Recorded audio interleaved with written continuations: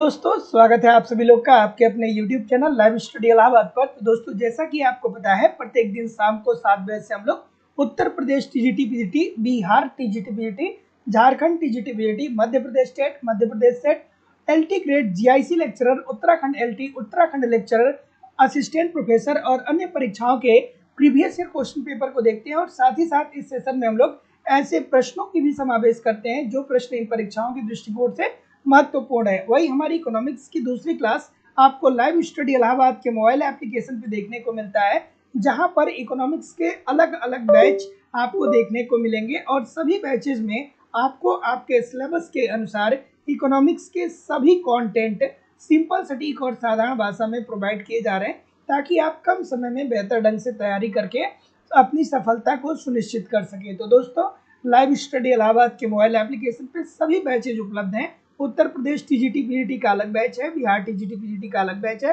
UGC NET, Jharkhand TGT PGT, Jharkhand JET, Madhya Pradesh TET, Madhya Pradesh SET, Uttarakhand lecturer, Uttarakhand LT, LT grade, GIC lecturer, assistant professor और अन्य अलग अलग परीक्षाओं के अलग अलग बैच आपको देखने को मिल जाएंगे। और सभी बैचेज में आपको आपकी एक स्ट्रेटजी के तहत सभी कंटेंट प्रोवाइड किए जा रहे हैं, जैसे कि आपको यहाँ पे इकोनॉमिक्स के सभी कॉन्सेप्ट सिंपल, सटीक और साधारण भाषा में आपको आपके सिलेबस के अनुसार पढ़ाए जा रहे हैं। इसकी लाइव क्लास होती है। इनकेस अगर जो लाइव क्लास में आप नहीं जुड़ पाते हैं तो बाद में आपको रिकॉर्डेड क्लास भी मिल जाती है। साथ ही साथ कंप्लीट आपको इकोनॉमिक्स के यहाँ पे नोट्स भी दिए जाते हैं, ताकि आप एक तरफ कॉन्सेप्ट को पढ़ते रहिए और दूसरे तरफ नोट्स के माध्यम से रिवीजन करते रहिए। आपको यहाँ पे टेस्ट सीरीज भी दिया जा रहा है, ताकि आप टेस्ट दीजिए, इस बात का इवेल्युएशन करिए कि आखिरकार गलती कहाँ पे हो रही है। क्या भारतीय अर्थव्यवस्था के प्रश्न गलत हो रहे हैं, मुद्रा एवं बैंकिंग के प्रश्न गलत हो रहे हैं, कहाँ के प्रश्न गलत हो रहे हैं, सांख्यिकी के, समष्टि अर्थशास्त्र, व्यष्टि अर्थशास्त्र, जहाँ के प्रश्न गलत हो रहे हैं उन प्रश्नों को,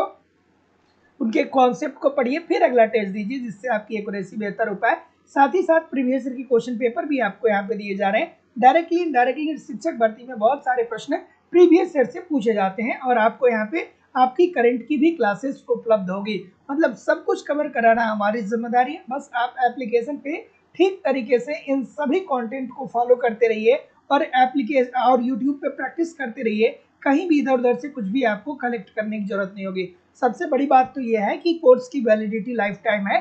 इट मीन्स अगर जो आप एक बार एडमिशन लेते हैं तो वर्तमान परीक्षा में तो आप पढ़ेंगे ही पढ़ेंगे, साथ ही साथ इन फ्यूचर में जब भी कोई नई वैकेंसी आएगी तो उसके लिए अगर जो आप पढ़ना चाहते हैं तो आपको ऑटोमेटिक बैच में ऐड कर दिया जाएगा। आपको अलग से फीस पेमेंट करने की जरूरत नहीं होगी। एडमिशन फीस की बात करें तो लाइफ टाइम की वैलिडिटी के साथ एडमिशन फीस केवल और केवल 2000 रुपये है। तो सिंपली आपको अपनी फीस इस नंबर पे पेमेंट करनी होगी एडमिशन के लिए। गूगल पे, फोन पे या पेटीएम के माध्यम से आप अपनी फीस इस नंबर पे पेमेंट कर सकते हैं और उसका स्क्रीनशॉट आपको इसी व्हाट्सएप नंबर पे सेंड करना होगा, आपको एडमिशन मिल जाएगा। या आप चाहें तो डिस्क्रिप्शन बॉक्स में जाइए, वहाँ पे एप्लीकेशन का लिंक दिया गया है, एप्लीकेशन को डाउनलोड कर लीजिए। सभी कोर्सेज अलग अलग वहाँ पे आपको दिखाई देंगे और जो आपको कोर्स परचेज करना है वो वहाँ पे आप कर सकते हैं। किसी भी इंक्वायरी के लिए आप इस नंबर पे मुझे कॉल कर सकते हैं या व्हाट्सएप मैसेज कर सकते हैं। चलिए, और नया बैच की बात करें तो आपको उत्तर प्रदेश में टीजीटी पीजीटी के लिए नया बैच मिल जाएगा, बिहार में टीजीटी पीजीटी के लिए नया बैच देखने को मिल जाएगा, झारखंड में टीजीटी के लिए और जेट के लिए नया बैच देखने को मिल जाएगा, मध्य प्रदेश में सेट के लिए और उत्तराखंड में एलटी और लेक्चरर के लिए नया बैच देखने को मिल जाएगा। तो जो लोग भी नया बैच ज्वाइन करना चाहते हैं यथाशीघ्र ज्वाइन कर सकते हैं। चलिए, गुड इवनिंग है एवरीबॉडी। अब हम लोग मूव करेंगे अपने सेशन की तरफ और आज के सेशन का पहला प्रश्न आप लोगों के सामने ये रहा कि एक वस्तु की कीमत में कमी होने से क्या होता है। अब यहाँ पे दो बातें आपको समझनी है कि अगर जो किसी वस्तु की कीमत में कमी होती है तो उससे क्या देखने को मिलता है। तो देखिए, दो कंडीशन आपको ध्यान में रखना है। पहला, जब कीमत कम न हुआ हो। पहली कंडीशन ऐसी कि जब कीमत कम न हुआ हो, तो मान लीजिए कि किसी व्यक्ति की आय 100 रुपए थी, ठीक है, और वो इस 100 रुपए में से क्या कर रहा था, इस 100 रुपए से 10 वस्तुओं को परचेज कर रहा था। आय उसकी कितनी थी, 100 रुपए थी और वो 10 वस्तुओं को परचेज कर रहा था। तो ऐसी स्थिति में वो एक वस्तु के रुपए की परचेज कर रहा था, 100/10, अर्थात एक वस्तु वो 10 रुपए में परचेज कर रहा था। लेकिन अब दूसरी स्थिति में क्या हो जाती है कि क्या होता है कि कीमत में कमी आ जाती है, अर्थात वस्तु की कीमत में कमी आ जाती है। तो उसकी इनकम तो स्थिर है, आय तो स्थिर है, यानी 100 पहले भी आय थी, अभी भी आय 100 रुपये है। लेकिन यहाँ पे आय है और ये आपकी कीमत है, ठीक है, ये आपकी कीमत हो गई। लेकिन अब क्या हो रहा है कि कीमतों में कमी आ जा रही है। ये क्या कह रहा है, ये कह रहा है ना कि वस्तु की जो कीमत है उसमें कमी आ रही है। तो अब मान लेते हैं कि जो वस्तु की कीमत है वो 5 रुपये हो जाती है। अब हम मान लेते हैं, एक सेकेंड रुक जाइए।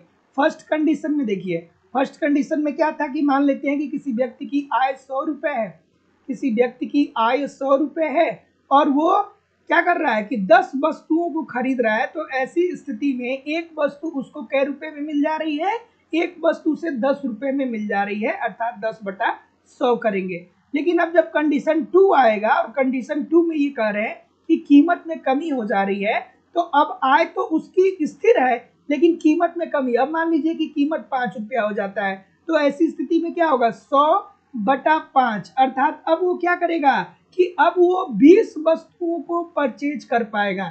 ये आय है और ये वस्तु की कीमत है।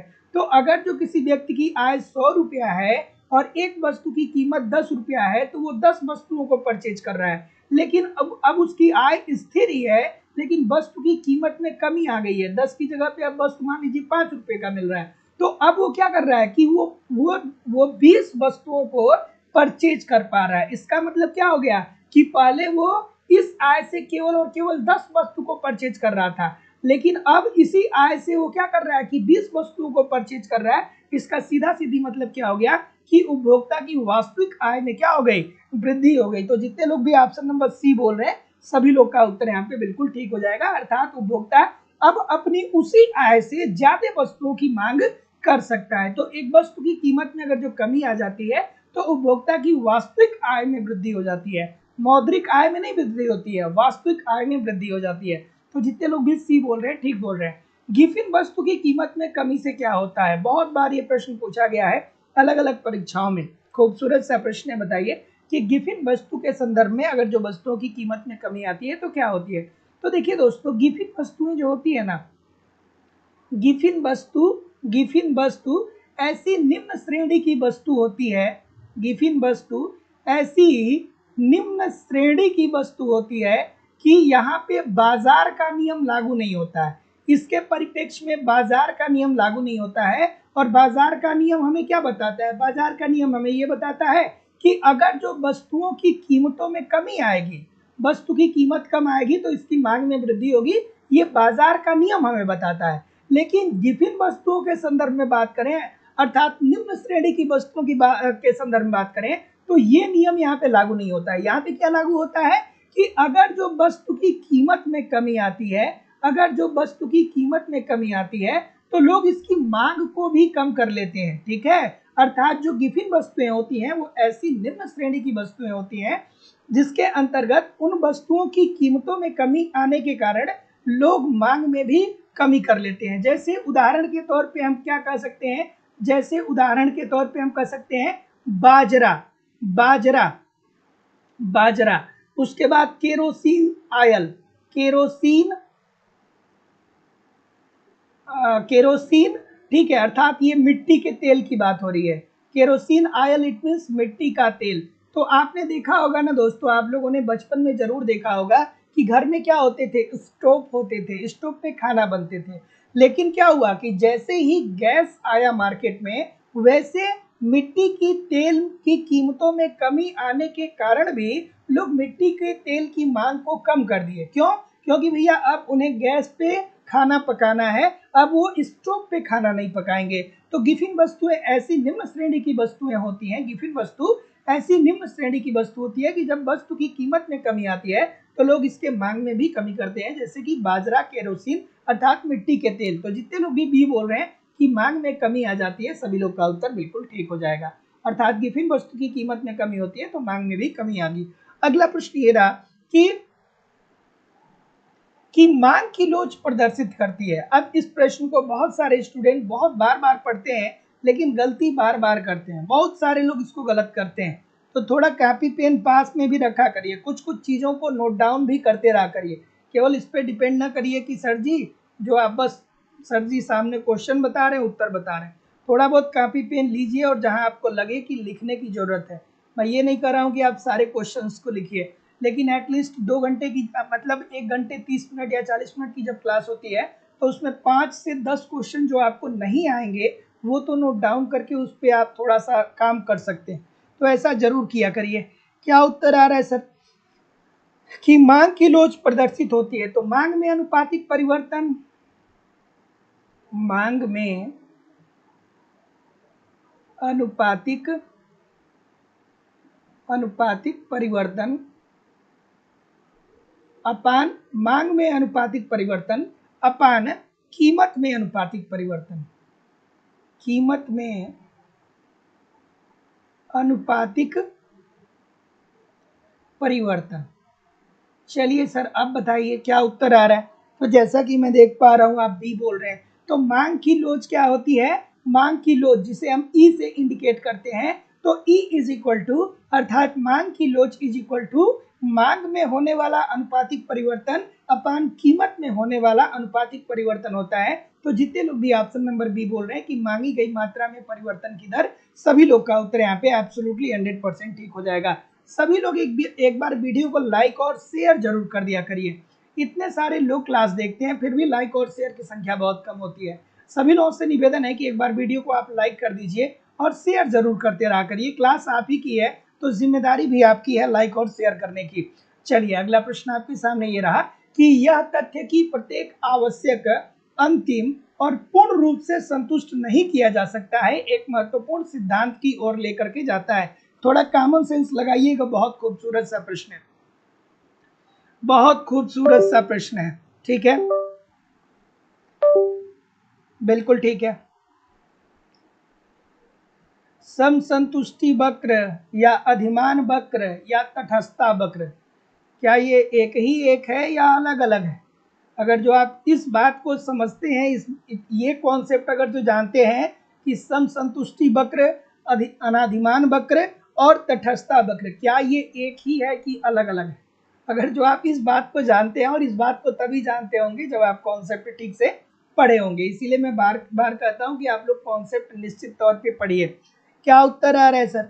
तो सी बोल रहे हैं, सी बोल रहे हैं, कुछ लोग बी भी बोल रहे हैं कि यह तथ्य कि प्रत्येक आवश्यक, अंतिम और पूर्ण रूप से संतुष्ट नहीं की जा सकती है, ये सिद्धांत किस तरफ लेकर के जाता है? सभी लोग सी बोल रहे हैं, सभी लोग सी बोल रहे हैं। ठीक है भैया, तटस्थता वक्र विश्लेषण की बात यहाँ पे हो रही है, थोड़ा सा ध्यान से समझिए, थोड़ा सा ध्यान से समझिएगा इस बात को। यहाँ पे तटस्थता वक्र विश्लेषण की बात हो रही है। एक सेकेंड, यहाँ पे किसकी बात हो रही है? एक सेकेंड रुक जाइएगा, यहाँ पे किसकी बात हो रही है? तटस्थता वक्र विश्लेषण की बात हो रही है। और क्या होता है? दो या दो से अधिक वस्तुओं को के ऐसे संयोग को प्रदर्शित करने वाला वक्र जिसे उपभोक्ता को समान संतुष्टि मिलती है, उसे ही हम क्या बोलते हैं दोस्तों? अनाधिमान वक्र या तटस्थता वक्र बोलते हैं। तो तटस्थता वक्र या अधिमान वक्र के अंतर्गत क्या होता है कि दो या दो से अधिक वस्तुओं के ऐसे संयोग को प्रदर्शित करने वाला व्यक्ति, दो या दो से अधिक वस्तुओं के ऐसे संयोग को प्रदर्शित करने वाला वक्र जिससे उपभोक्ता को समान संतुष्टि मिलती है, उसे ही हम क्या बोलते हैं दोस्तों? तटस्थता वक्र बोलते हैं या अनाधिमान वक्र बोलते हैं। और ये तटस्थता वक्र और अनाधिमान वक्र को अगर जो आप ठीक तरीके से पढ़ेंगे तो यह तथ्य कि प्रत्येक आवश्यक, अंतिम और पूर्ण रूप से संतुष्टि नहीं की जा सकती है, इसीलिए वो क्या करता है कि अपने संयोगों को चेंज करता रहता है। जब अगर जो एक की मात्रा में वृद्धि करनी है तो दूसरे की मात्रा में कमी करनी होती है। तो जितने लोग भी बी बोल रहे हैं सभी लोग का उत्तर बिल्कुल ठीक हो जाएगा। अगला प्रश्न, कि उपभोक्ता की बचत को इस नाम से जाना जाता है। उपभोक्ता की बचत, उपभोक्ता की बचत की अवधारणा सर्वप्रथम किसने दिया था? उपभोक्ता की अवधारणा को विकसित किसने किया था? उपभोक्ता की बचत को क्रेता की बचत किस अर्थशास्त्री ने कहा था? इन तीनों अर्थशास्त्रियों का नाम आप हमको बता दीजिए। ठीक है, पहला क्या कि उपभोक्ता की बचत की अवधारणा, उपभोक्ता की बचत की अवधारणा सर्वप्रथम किसने दिया था? हमें आप ये बताइएगा थोड़ा सा कमेंट करके। उसके बाद हमें बताइएगा कि उपभोक्ता की बचत की अवधारणा को विकसित किसने किया, ये भी आप मुझे थोड़ा कमेंट करके बताइएगा। और आप मुझे थोड़ा एक बात और कमेंट करके बताइएगा कि उपभोक्ता की बचत को क्रेता की बचत किसने कहा। ठीक है, उपभोक्ता की बचत क्रेता की बचत होती है, ये बात किसने कहा। और फिर उपभोक्ता की बचत ये सिद्धांत क्या होता है, इस सिद्धांत के बारे में थोड़ा आप मुझे कमेंट करके बताइए कि उपभोक्ता का बचत होता क्या। ठीक है, ऑप्शन नंबर किसी ने नहीं बताया, बिल्कुल ठीक है। तो दोस्तों उपभोक्ता की बचत की अवधारणा सर्वप्रथम किसने दिया था, ड्यूपिट के द्वारा दिया गया था। किसके द्वारा दिया गया था, ड्यूपिट के द्वारा दिया गया था।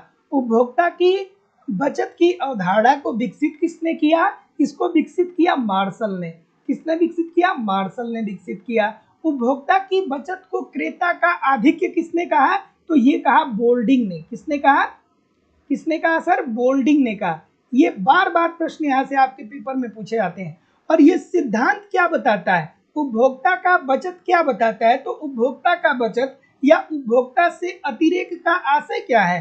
तो उपभोक्ता का बचत या उपभोक्ता का अतिरेक ये होता है कि किसी वस्तु को परचेज करने के लिए एक उपभोक्ता जो मूल्य देने को तैयार होता है और वास्तविक रूप में जो मूल्य देता है उसी के बीच का अंतर ही उपभोक्ता का बचत कहा जाता है।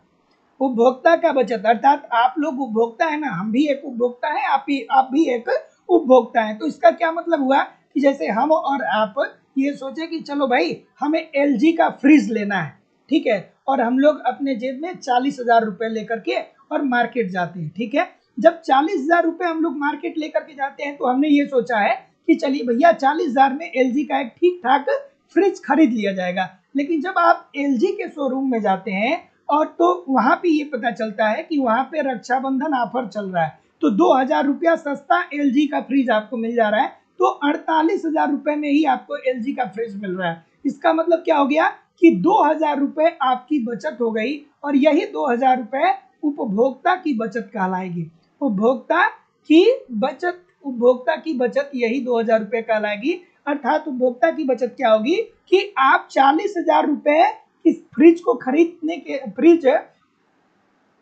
के लिए 40,000 रुपए आप देने को तैयार थे, लेकिन वास्तविक रूप में कितना आपने दिया, 38,000 रुपए। तो ऐसी स्थिति में 2,000 रुपए आपकी बचत हो जाएगी।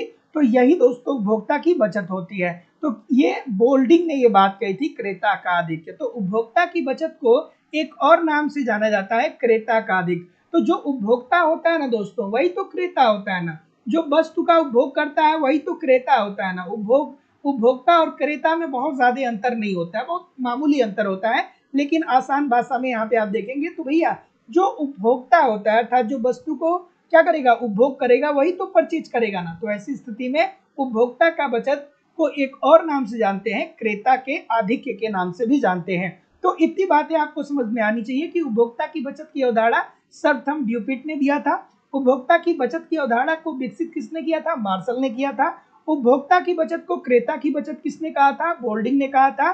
ठीक है, और उपभोक्ता की बचत क्या होता है कि वास्तविक रूप से किसी वस्तु को खरीदने के लिए जो मूल्य आप देने को तैयार होते हैं और वास्तविक रूप में जो मूल्य देते हैं उसी के बीच का अंतर उपभोक्ता का बचत होता है। तो आई होप कि अब यहाँ पे आपको कोई दिक्कत नहीं होगी। अगला प्रश्न और खूबसूरत सा प्रश्न है कि पूंजी उत्पाद अनुपात को प्रतीकात्मक रूप से व्यक्त किया जाता है। यह भी प्रश्न अक्सर आपके पेपर में देखने को, अक्सर तो नहीं लेकिन हाँ 10 में से 3 बार या 4 बार ये प्रश्न आपके पेपर में देखने को मिला है। और घबराना नहीं है, परेशान नहीं होना है ना, परेशान नहीं होना है, बस लगे रहिए, मेहनत करते रहिए, अपने ऊपर काम करते रहिए, एक दिन सब कुछ आसान हो जाएगा। रिजल्ट जिस दिन आएगा 1 मिनट में जिंदगी बदल जाएगी। उस 1 मिनट के लिए मेहनत बहुत लंबा करना पड़ेगा, उस 1 मिनट के लिए बहुत प्रयास करने पड़ेंगे। जिस दिन रिजल्ट आएगा ना 1 मिनट में जिंदगी बदलेगी भाई, है ना। लेकिन उसके पहले क्या करना पड़ेगा कि बहुत सारा मेहनत करना पड़ेगा। बस लगे रहिए, मेहनत करते रहिए, और जो कंटिन्यू होकर के मेहनत कर रहा है ना उसको सफलता से कोई रोक ही नहीं सकता। जो निरंतर कंटिन्यू है और मेहनत कर रहा है उसको सफलता से कोई नहीं रोक सकता है, क्योंकि वो लर्निंग प्रोसेस में वो चीज़ों को सीख रहा है, रोज सीख रहा है, कुछ ना कुछ चीज़ों को नया सीख रहा है और पुरानी चीज़ों को रिवाइज कर रहा है। तो जो लोग रोज क्लास नहीं कर रहे हैं, थोड़ा सा आप इस बात को समझिए कि जब आप रोज क्लास करते हैं ना तो पीछे कुछ आप रिवाइज भी करते हैं जो आपको आता है और कुछ नया भी आप सीखते हैं। तो each and every day class किया करिए, और जो लोग भी अभी तक चैनल को सब्सक्राइब नहीं किया है, चैनल को सब्सक्राइब करके बेल आइकन को जरूर क्लिक कर दीजिए। क्या उत्तर आ रहा है सर? सभी लोग ए बोल रहे, सबको पता है क्या भाई? सबको पता है क्या ये बात? सबको पता है? सबको पता है? तो जितने लोग भी ऑप्शन नंबर ए बोल रहे हैं सर, सभी लोग का उत्तर बिल्कुल ठीक है कि m is equal to K upon O. Option number A according to the question this is the right answer हो जाएगा। तो उत्पादन की प्रति इकाई पर लगने वाला पूंजी की मात्रा को ही हम क्या बोलते हैं? पूंजी उत्पाद अनुपात बोला जाता है। तो उत्पादन की प्रति इकाई पे लगने वाली पूंजी की मात्रा को ही हम क्या बोलते हैं? पूंजी उत्पाद अनुपात बोलते हैं। और पूंजी उत्पाद अनुपात का कम होना ये प्रदर्शित करेगा कि वस्तु की इकाई पर प्रत्येक वस्तु अर्थात जिन वस्तुओं का हम उत्पादन कर रहे हैं उस पर लगने वाली पूंजी की मात्रा कम है। और इसे किससे इंडिकेट करते हैं? m is equal to K upon ओ के रूप में। तो जितने लोग भी ऑप्शन नंबर ए बोल रहे हैं सभी लोग का उत्तर बिल्कुल ठीक हो जाएगा। स्थिर लागत को निम्न नाम से जाना जाता है। दोस्तों देखिए, एक होता है स्थिर लागत, मतलब एक जो फर्म है या एक उद्योग है, तो उद्योग या फर्म दो प्रकार की लागतों का वहन करती है, ठीक है। एक होता है जिसे आप स्थिर लागत कहते हैं, एक होता है जिसे आप स्थिर लागत कहते हैं, और दूसरा होता है जिसे आप परिवर्तनशील लागत कहते हैं। परिवर्तनशील लागत, ठीक है। तो अब देखिए सर, स्थिर लागतें ऐसी लागतें होती हैं जिसका उत्पादन में वृद्धि या कमी से कोई संबंध नहीं होता है। अर्थात आपने अगर जो कोई फर्म लगाया है, आपने अगर जो कोई उद्योग लगाया है, आप किसी वस्तु का उत्पादन करने जा रहे हैं, तो आपको लाभ हो रहा है कि हानि हो रहा है, डजेंट मैटर। मैटर ये करता है कि आपको कुछ लागतों को वहन करना पड़ेगा। जैसे आपने भूमि लिया है किराए पे, ठीक है, तो भूमि क्या है? स्थिर लागत का उदाहरण है। जैसे आपने श्रमिक रखा है, ठीक है, तो श्रमिक को आपको मजदूरी देना है। भूमि जैसे जहाँ पे आप उत्पादन करने जा रहे हैं वहां पे आपने भूमि किराए पे लिया है, श्रमिकों को आपने मजदूरी पे रखा है मंथली के रूप में। तो भैया आप उत्पादन करें चाहे न करें, आपकी वस्तु मार्केट में बिके चाहे न बिके, आपको भूस्वामी को किराया देना पड़ेगा और श्रमिकों को मजदूरी देना पड़ेगा। डजेंट मैटर कि आपको लाभ हो रहा है कि नहीं हो रहा है, आपका उत्पादन हो रहा है कि नहीं हो रहा है। तो ये स्थिर लागत का क्या होता है दोस्तों? भाग होता है। और परिवर्तनशील लागत में क्या होता है कि जब आप फर्म का विस्तार करते हैं, ठीक है, जब आप फर्म का विस्तार करते हैं या आप श्रम का विस्तार करते हैं या आप कच्चे माल का विस्तार करते हैं, तो ऐसी स्थिति में क्या होता है कि ये आपके उत्पादन में वृद्धि करता है। तो इसे हम क्या बोलते हैं? परिवर्तनशील लागत बोलते हैं। तो जितने लोग भी इस प्रश्न का उत्तर क्या बोल रहे हैं, देखिए अब कितने लोग इस प्रश्न का उत्तर गलत कर रहे हैं। कई सारे लोग इस प्रश्न का उत्तर गलत कर रहे हैं। क्यों गलत कर रहे हैं भाई? आसान सा प्रश्न है, फिर भी कई सारे लोग इस प्रश्न का उत्तर गलत कर रहे हैं। ए बी सी डी चारों ऑप्शन बता दिया। अरे भाई, इसे ऊपरी व्यय लागत भी कहा जाता है। जितने लोग भी सी बोल रहे हैं, इसे क्या कहा जाता है? इसे ऊपरी व्यय लागत भी कहा जाता है। और स्थिर लागत की अवधारणा किसने दिया था? तो स्थिर लागत की अवधारणा मार्शल के द्वारा दिया गया था। इस बात को ध्यान में रखिएगा। तो जितने लोग भी ऑप्शन नंबर डी बोल रहे हैं, सभी लोग का उत्तर यहाँ पे एब्सोल्युटली 100% ठीक हो जाएगा। अगला कि कीमत विभेद का परिणाम होता है। तो कीमत विभेद आप देखते हैं ना कि कीमत विभेद का मतलब ये होता है कि किसी एक ही लागत की वस्तुओं को अलग अलग बाजारों में अलग अलग कीमतों पर बेचना ही कीमत विभेदीकरण कहलाता है।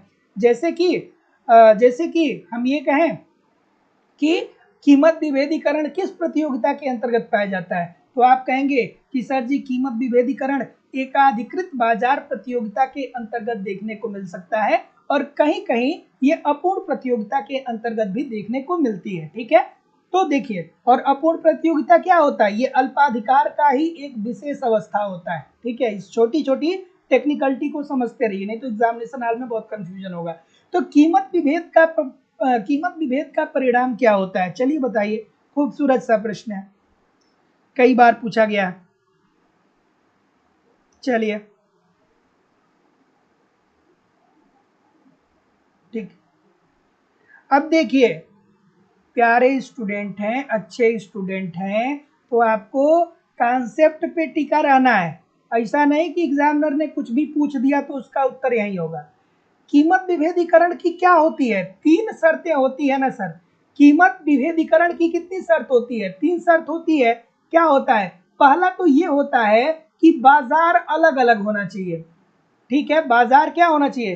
कीमत विभेदीकरण की शर्तें क्या होती है? बाजार बाजार पहली शर्त क्या होती है? बाजार भिन्न भिन्न हो। ठीक है, बाजार भिन्न भिन्न हो। ठीक है, कीमत विभेदीकरण की दूसरी शर्त क्या होती है? मांग की लोच अलग अलग हो। ठीक है, मांग मांग लोच अलग अलग हो। ठीक है, कहीं पे मांग ज्यादा हो, कहीं पे कम हो। ठीक है, मांग की लोच क्या हो? अलग अलग हो। और तीसरा कंडीशन क्या है? कि बाजार एक दूसरे से संबंधित ना हो। ठीक है, अर्थात क्रेता को बाजार का ज्ञान ना हो। क्रेता को बाजार का ज्ञान ना हो। यही तो 3 कंडीशन होता है ना सर कीमत विभेदीकरण का। और कीमत विभेदीकरण के अंतर्गत 3 प्रकार की कोटियों की बात करते हैं। कौन? पीगू साहब। प्रथम प्रकार का कीमत विभेदीकरण, द्वितीय प्रकार का कीमत विभेदीकरण और तृतीय प्रकार का कीमत विभेदीकरण।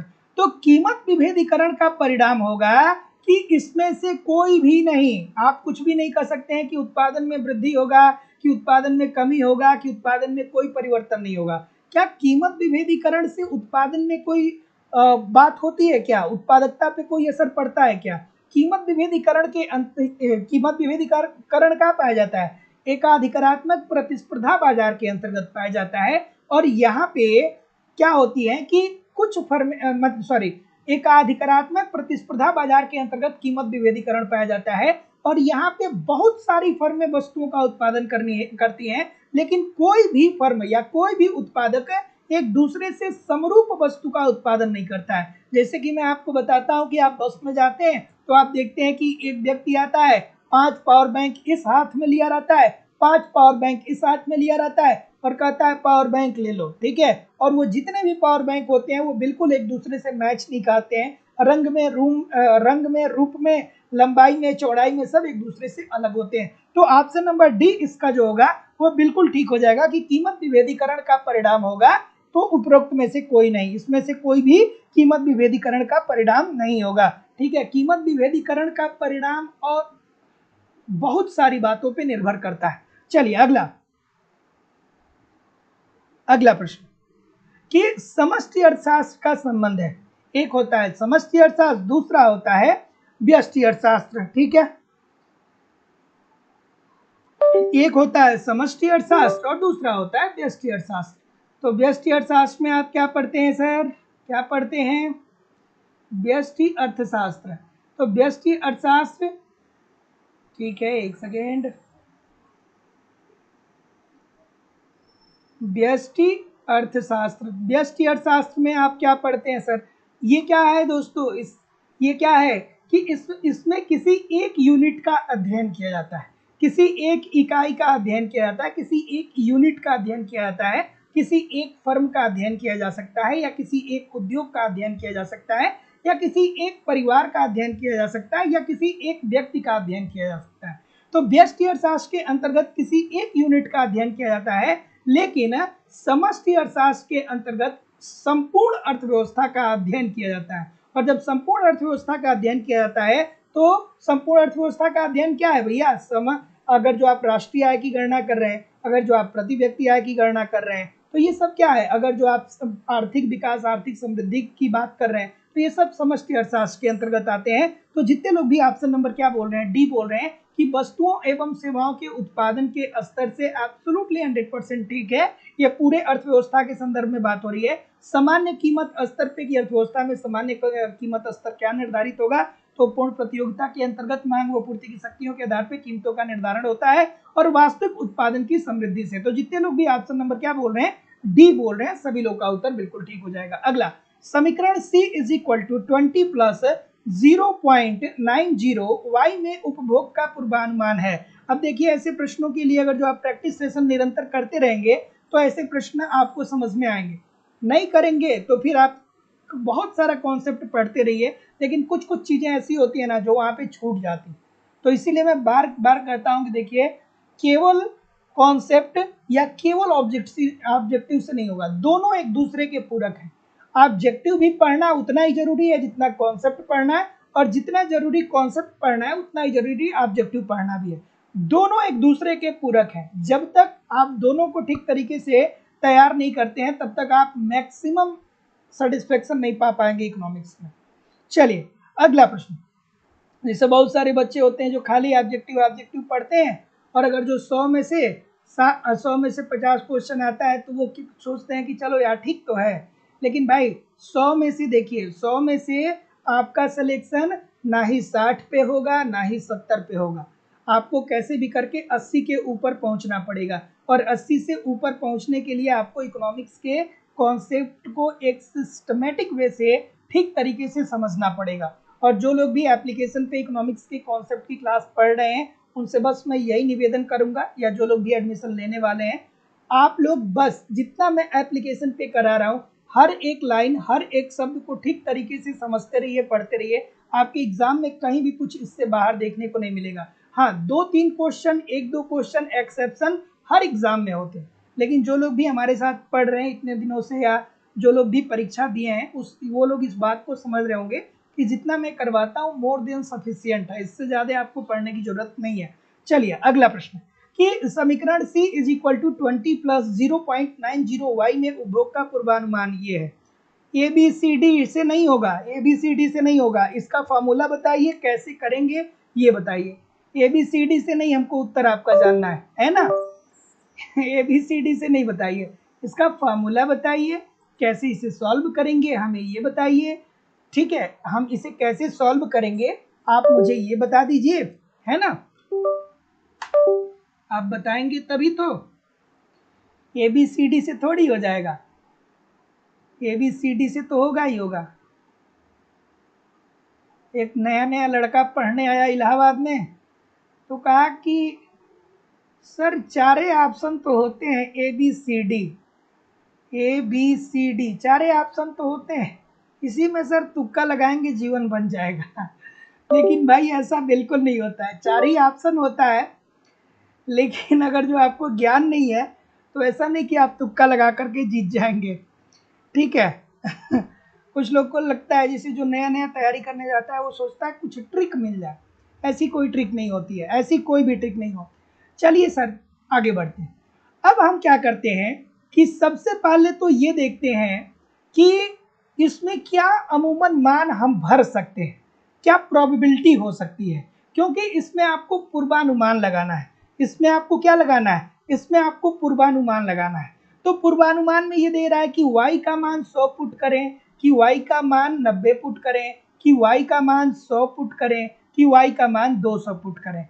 तो ऐसी स्थिति में हमें ये देखने को मिल रहा है कि 100 जो है वो 2 जगह पे आया हुआ है। तो ऐसी स्थिति में सबसे पहले हम ऑप्शन नंबर बी और ऑप्शन नंबर सी को चेक करना चाहेंगे। ठीक है, ये ऐसे प्रश्न चेक करने से ही होंगे, ऐसा नहीं है कि एक बार आप रख देंगे तो उत्तर आ जाएगा। तो चलिए पहले हम चेक करते हैं, y इज इक्वल टू 100 रखें, y इज इक्वल टू 100 रख के हम ऑप्शन को चेक करते हैं। ठीक है, तो ऐसी स्थिति में c इज इक्वल टू क्या हो जाएगा, 20 प्लस 0.94, और y के मान पे क्या रखना है हमें, y के मान पे 100, ये वाली बात।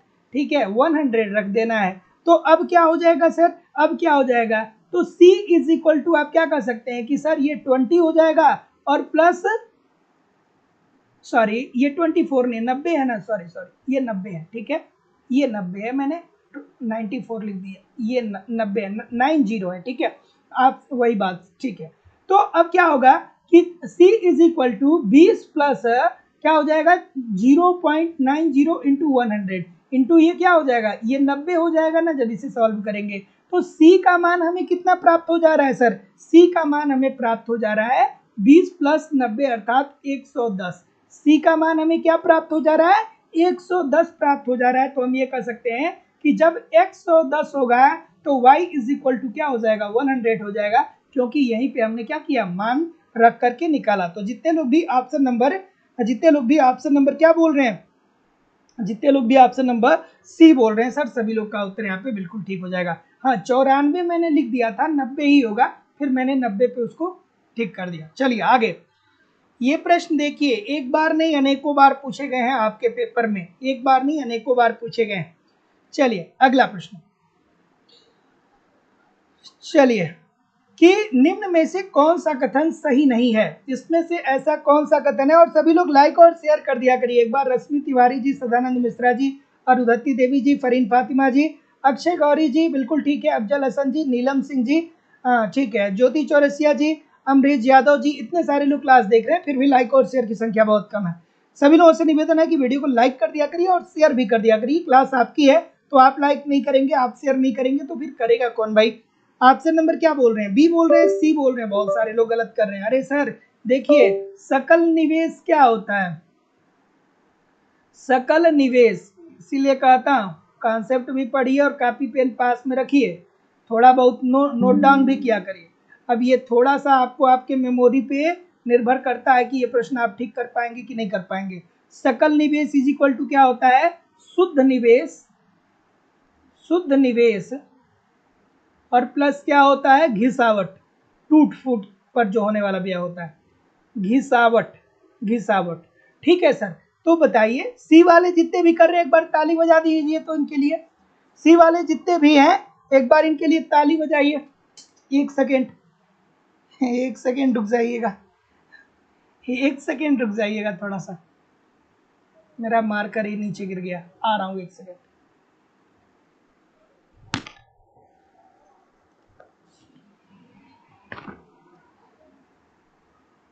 ठीक, चलिए ठीक है, तो तो क्या उत्तर आ रहा है, जितने लोग भी क्या बोलेंगे, बी बोलेंगे कि सर जी शुद्ध निवेश प्लस घिसावट इज इक्वल टू सकल राष्ट्रीय उत्पाद नहीं होता है।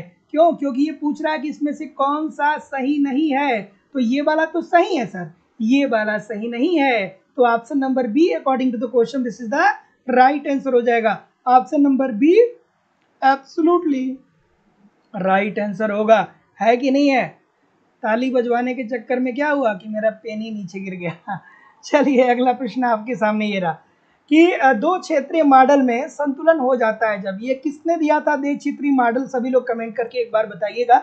और दोस्तों लाइव स्टडी इलाहाबाद के मोबाइल एप्लीकेशन पे आप लोगों की इकोनॉमिक्स की दूसरी क्लास चल रही है, जहाँ पे इकोनॉमिक्स के अलग अलग बैच चल रहे हैं और सभी बैचेज में आपको आपके सिलेबस के अनुसार सभी कंटेंट दिए जा रहे हैं। मैं जिम्मेदारी और विश्वास से कह सकता हूँ कि जिस स्ट्रेटेजी के द्वारा, जिस रणनीति के द्वारा आपको कंटेंट प्रोवाइड किए जा रहे हैं, अगर जो आप ठीक तरीके से उसे फॉलो करते हैं तो निश्चित तौर पे आपको इधर उधर से कुछ भी कलेक्ट करने की जरूरत नहीं होगी। छोटी सी बात है, सबसे पहली बात तो ये होती है कि कॉन्सेप्ट पढ़ना बहुत जरूरी है। जब तक कॉन्सेप्ट क्लियर नहीं है तब तक सब सुना ही सुना है।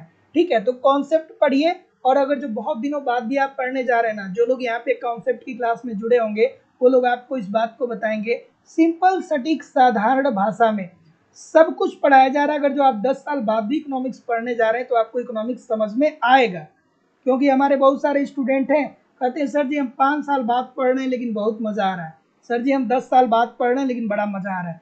तो ऐसी स्थिति में आपको सब कुछ समझ में आने वाला है। वहाँ पे लाइव क्लास होगी, नई लाइव क्लास ज्वाइन कर पाएंगे, रिकॉर्डेड क्लास मिल जाएगी, कंप्लीट आपको नोट्स मिल जाएगा, टेस्ट सीरीज आपको मिल जाएगा, प्रीवियस ईयर के क्वेश्चन पेपर और करंट, इतने माध्यम से जब आप पढ़ेंगे तो प्रश्न कहाँ से बनेंगे भाई, सब कुछ यहीं से आ जाएगा। अब मांग की नियम की बात करें, बाजार की बात करें, इससे कितना प्रश्न बनते हैं, तो बार बार जब एक ही चीज़ों को वहाँ पे आप प्रैक्टिस करते रहेंगे ना तो आपको कोई समस्या नहीं होने वाली है। और कोर्स की वैलिडिटी लाइफ टाइम है, इट मीन्स अगर जो आप एक बार एडमिशन लेते हैं तो वर्तमान परीक्षा में तो आप पढ़ेंगे ही पढ़ेंगे, साथ ही साथ आप जब भी कोई नई वैकेंसी आती है और उसके लिए जब भी कोई नया बैच स्टार्ट होता है, आप चाहेंगे तो वहाँ पे आपको ऑटोमेटिक ऐड कर दिया जाएगा, आपको अलग से फीस पेमेंट करने की जरूरत नहीं होगी। एडमिशन फीस केवल और केवल 2000 रुपये, तो सिंपली एडमिशन लेने के लिए गूगल पे, फोन पे या पेटीएम के माध्यम से आप अपनी फीस इस नंबर पे पेमेंट कर सकते हैं और इसका स्क्रीनशॉट आपको इसी व्हाट्सएप नंबर पे सेंड करना होगा। किसी भी इंक्वायरी के लिए इस नंबर पे कॉल या व्हाट्सएप मैसेज कर सकते हैं। चलिए आगे बढ़ते हैं कि देय क्षेत्रीय मॉडल किसने दिया था, तो दोस्तों चेनरी साहब के द्वारा दिया गया था। देय क्षेत्रीय मॉडल किसने दिया था, चेनेडी साहब ने दिया था। और इसमें इन्होंने क्या किया था, इसमें इन्होंने कहा था कि नियोजित बचत नियोजित निवेश के बराबर होती है।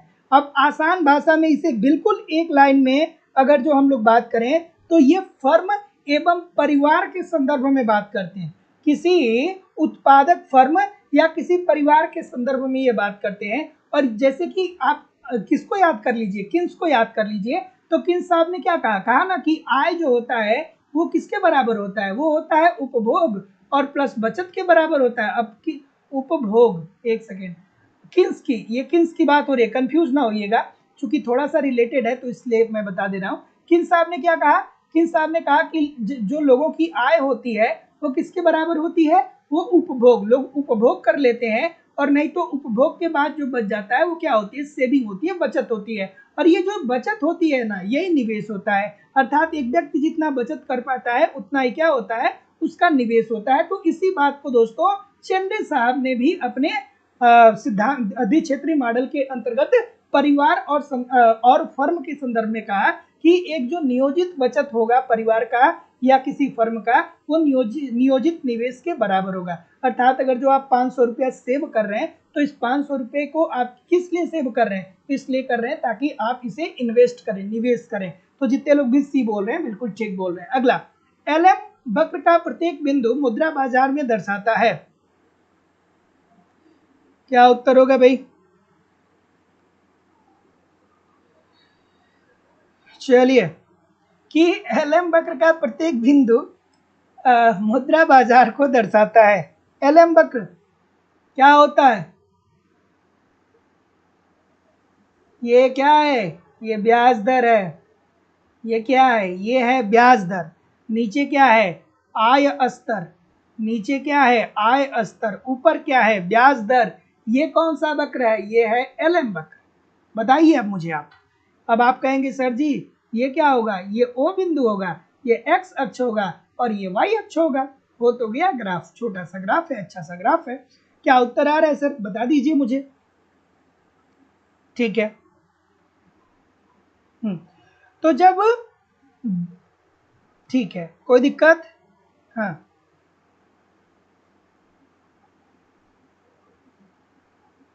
ठीक है।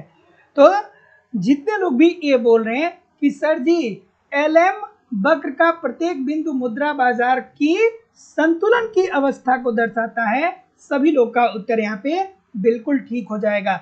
एलएम वक्र का ढाल कैसा होता है और आईएस वक्र का ढाल कैसा होता है, दोनों बातें आप मुझे लिख करके थोड़ा सा बता दीजिए कि एलएम वक्र का ढाल कैसा होता है और आईएस वक्र का ढाल कैसा होता है। सभी लोग कमेंट करके बताइए। और इतने सारे लोग क्लास देख रहे हैं, फिर भी लाइक और शेयर की संख्या इतनी कम क्यों है भाई, 50% लोग भी लाइक नहीं किए हैं। सभी लोग एक बार वीडियो को लाइक और शेयर कर दिया करिए। इतने सारे लोग क्लास देख रहे हैं, इतने सारे लोग क्लास देख रहे हैं, सभी लोग एक बार लाइक और शेयर कर दिया करिए। और ईच एंड एवरी डे शाम को 7:10 पे मैं लाइव आ जाता हूँ। अब देखिए दोस्तों, ये पूछ रहा है कि जीवन चक्र परिकल्पना के अनुसार उपभोग संबंधित है। तो जीवन चक्र परिकल्पना किसने दिया था, याद है कि भूल गए, मोदी गिलियानी साहब ने। जीवन चक्र परिकल्पना किसने दिया था, मोदी गिलियानी। किसने दिया था, मोदी गिलियानी के द्वारा दिया गया था। जीवन चक्र परिकल्पना मोदी गिलियानी के द्वारा दिया गया। और उन्होंने एक बहुत खूबसूरत सी बात की, उन्होंने एक बहुत खूबसूरत सी बात की, उन्होंने एक बहुत खूबसूरत सी बात की। और ये बात किया कि एक जो व्यक्ति होता है ना, जब आप, जैसे आप फ्रीडमैन को पढ़ते हैं, जैसे आप किन्स साहब को पढ़ते हैं, तो वो लोग ये नहीं कहते हैं कि पूरी जिंदगी में जो परिसंपत्तियों का आप अर्जन करते हैं उसके कारण आपका उपभोग निर्धारित करता है, ये लोग इस बात की नहीं करते हैं। लेकिन जब मोदी गिलियानी साहब आते हैं तो उन्होंने जीवन चक्र परिकल्पना दिया और उन्होंने ये कहा कि एक व्यक्ति अपनी पूरी जिंदगी में जो परिसंपत्ति का निर्माण कर रहा है, जैसे मान लीजिए कि एक व्यक्ति है जिसका नाम है राहुल, एक व्यक्ति है जिसका नाम है राहुल, और राहुल ने जब वो 25 वर्ष की अवस्था में था, 25 वर्ष की जब अवस्था में वो था, तो उसने क्या बनाया, एक प्राइवेट अस्पताल बनवाया। ठीक है, अस्पताल अर्थात हॉस्पिटल बनाया। वो 30 साल की जब अवस्था में हुआ, 30 वर्ष की अवस्था में हुआ, तो उसने क्या किया कि एक प्राइवेट विद्यालय बनवाया। ठीक है, प्राइवेट विद्यालय बनवाया। उसके बाद वो जब 60 साल का हुआ तो उसने क्या किया, जब वो 60 वर्ष का हुआ तो आप मान लीजिए कि उसने कोई क्या किया, एक शॉपिंग मॉल खोला या दुकान खोल लिया। तो ऐसी स्थिति में इस राहुल ने अपनी पूरी जिंदगी में जिन परिसंपत्तियों का निर्माण किया है, जैसे अस्पताल से तो अब उसे पैसा मिलता रहेगा ना, विद्यालय से तो उसे पैसा मिलता रहेगा ना, दुकान खोला है तो उससे पैसा मिलता रहेगा ना, मिलेगा कि नहीं मिलेगा।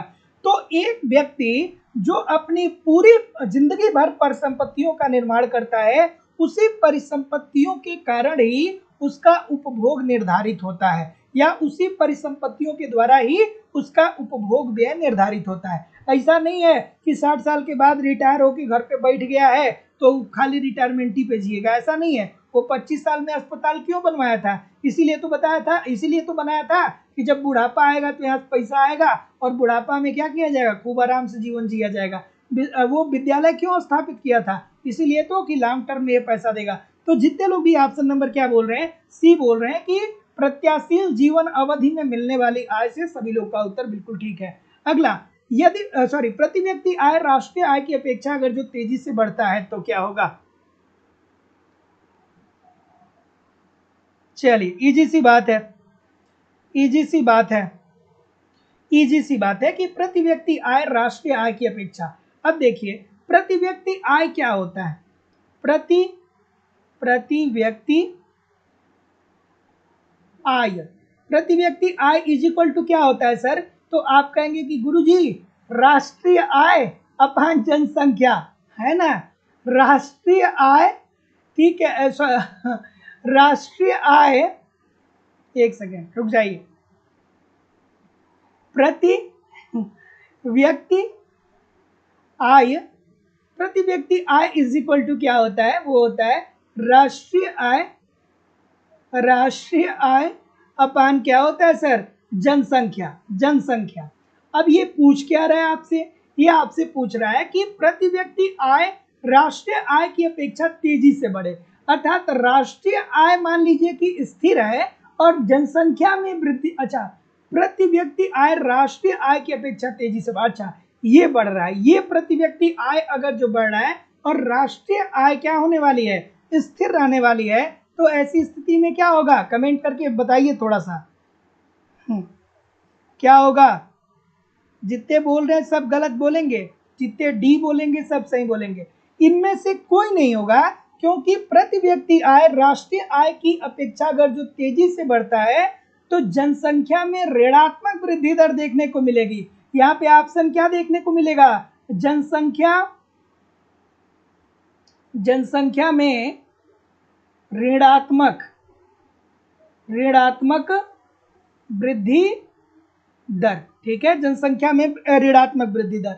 तो जितने लोग भी ऑप्शन नंबर क्या बोलेंगे, डी बोलेंगे, सभी लोग का उत्तर बिल्कुल ठीक हो गया। जितने भी सी बोलेंगे सब गलत होंगे, सी वाले सब गलत। एग्जामिनेशन हॉल में गलती मत करिएगा कि सर जी हर बार तो यही देता है कि प्रति व्यक्ति आय पर क्या असर पड़ेगा, जब जनसंख्या में वृद्धि होगी तब वहाँ होता है राष्ट्रीय आय में कमी आएगी, लेकिन बहुत सारे बच्चे आंख मूंद लेते हैं एग्जाम में। ये सब बातें मैं आपको बता रहा हूँ, मेरे शब्दों को याद रखिएगा एग्जामिनेशन हॉल में। और एक बात हमेशा याद रखिए कि ये कोई टाइम पास नहीं चल रहा है, या कोई बस आप यूं ही नहीं पढ़ रहे हैं। बहुत सारे लोग क्या होते हैं कि चलो यार पढ़ लेते हैं, ये धारणा नहीं होनी चाहिए। धारणा ये होनी चाहिए कि आज कुछ सीखेंगे, ये आएगा परीक्षा हाल में, इसको ठीक तरीके से किया जाएगा, पूरा इकोनॉमिक्स कंप्लीट किया जाएगा, इस बार किसी भी हालत में सिलेक्शन लिया जाएगा।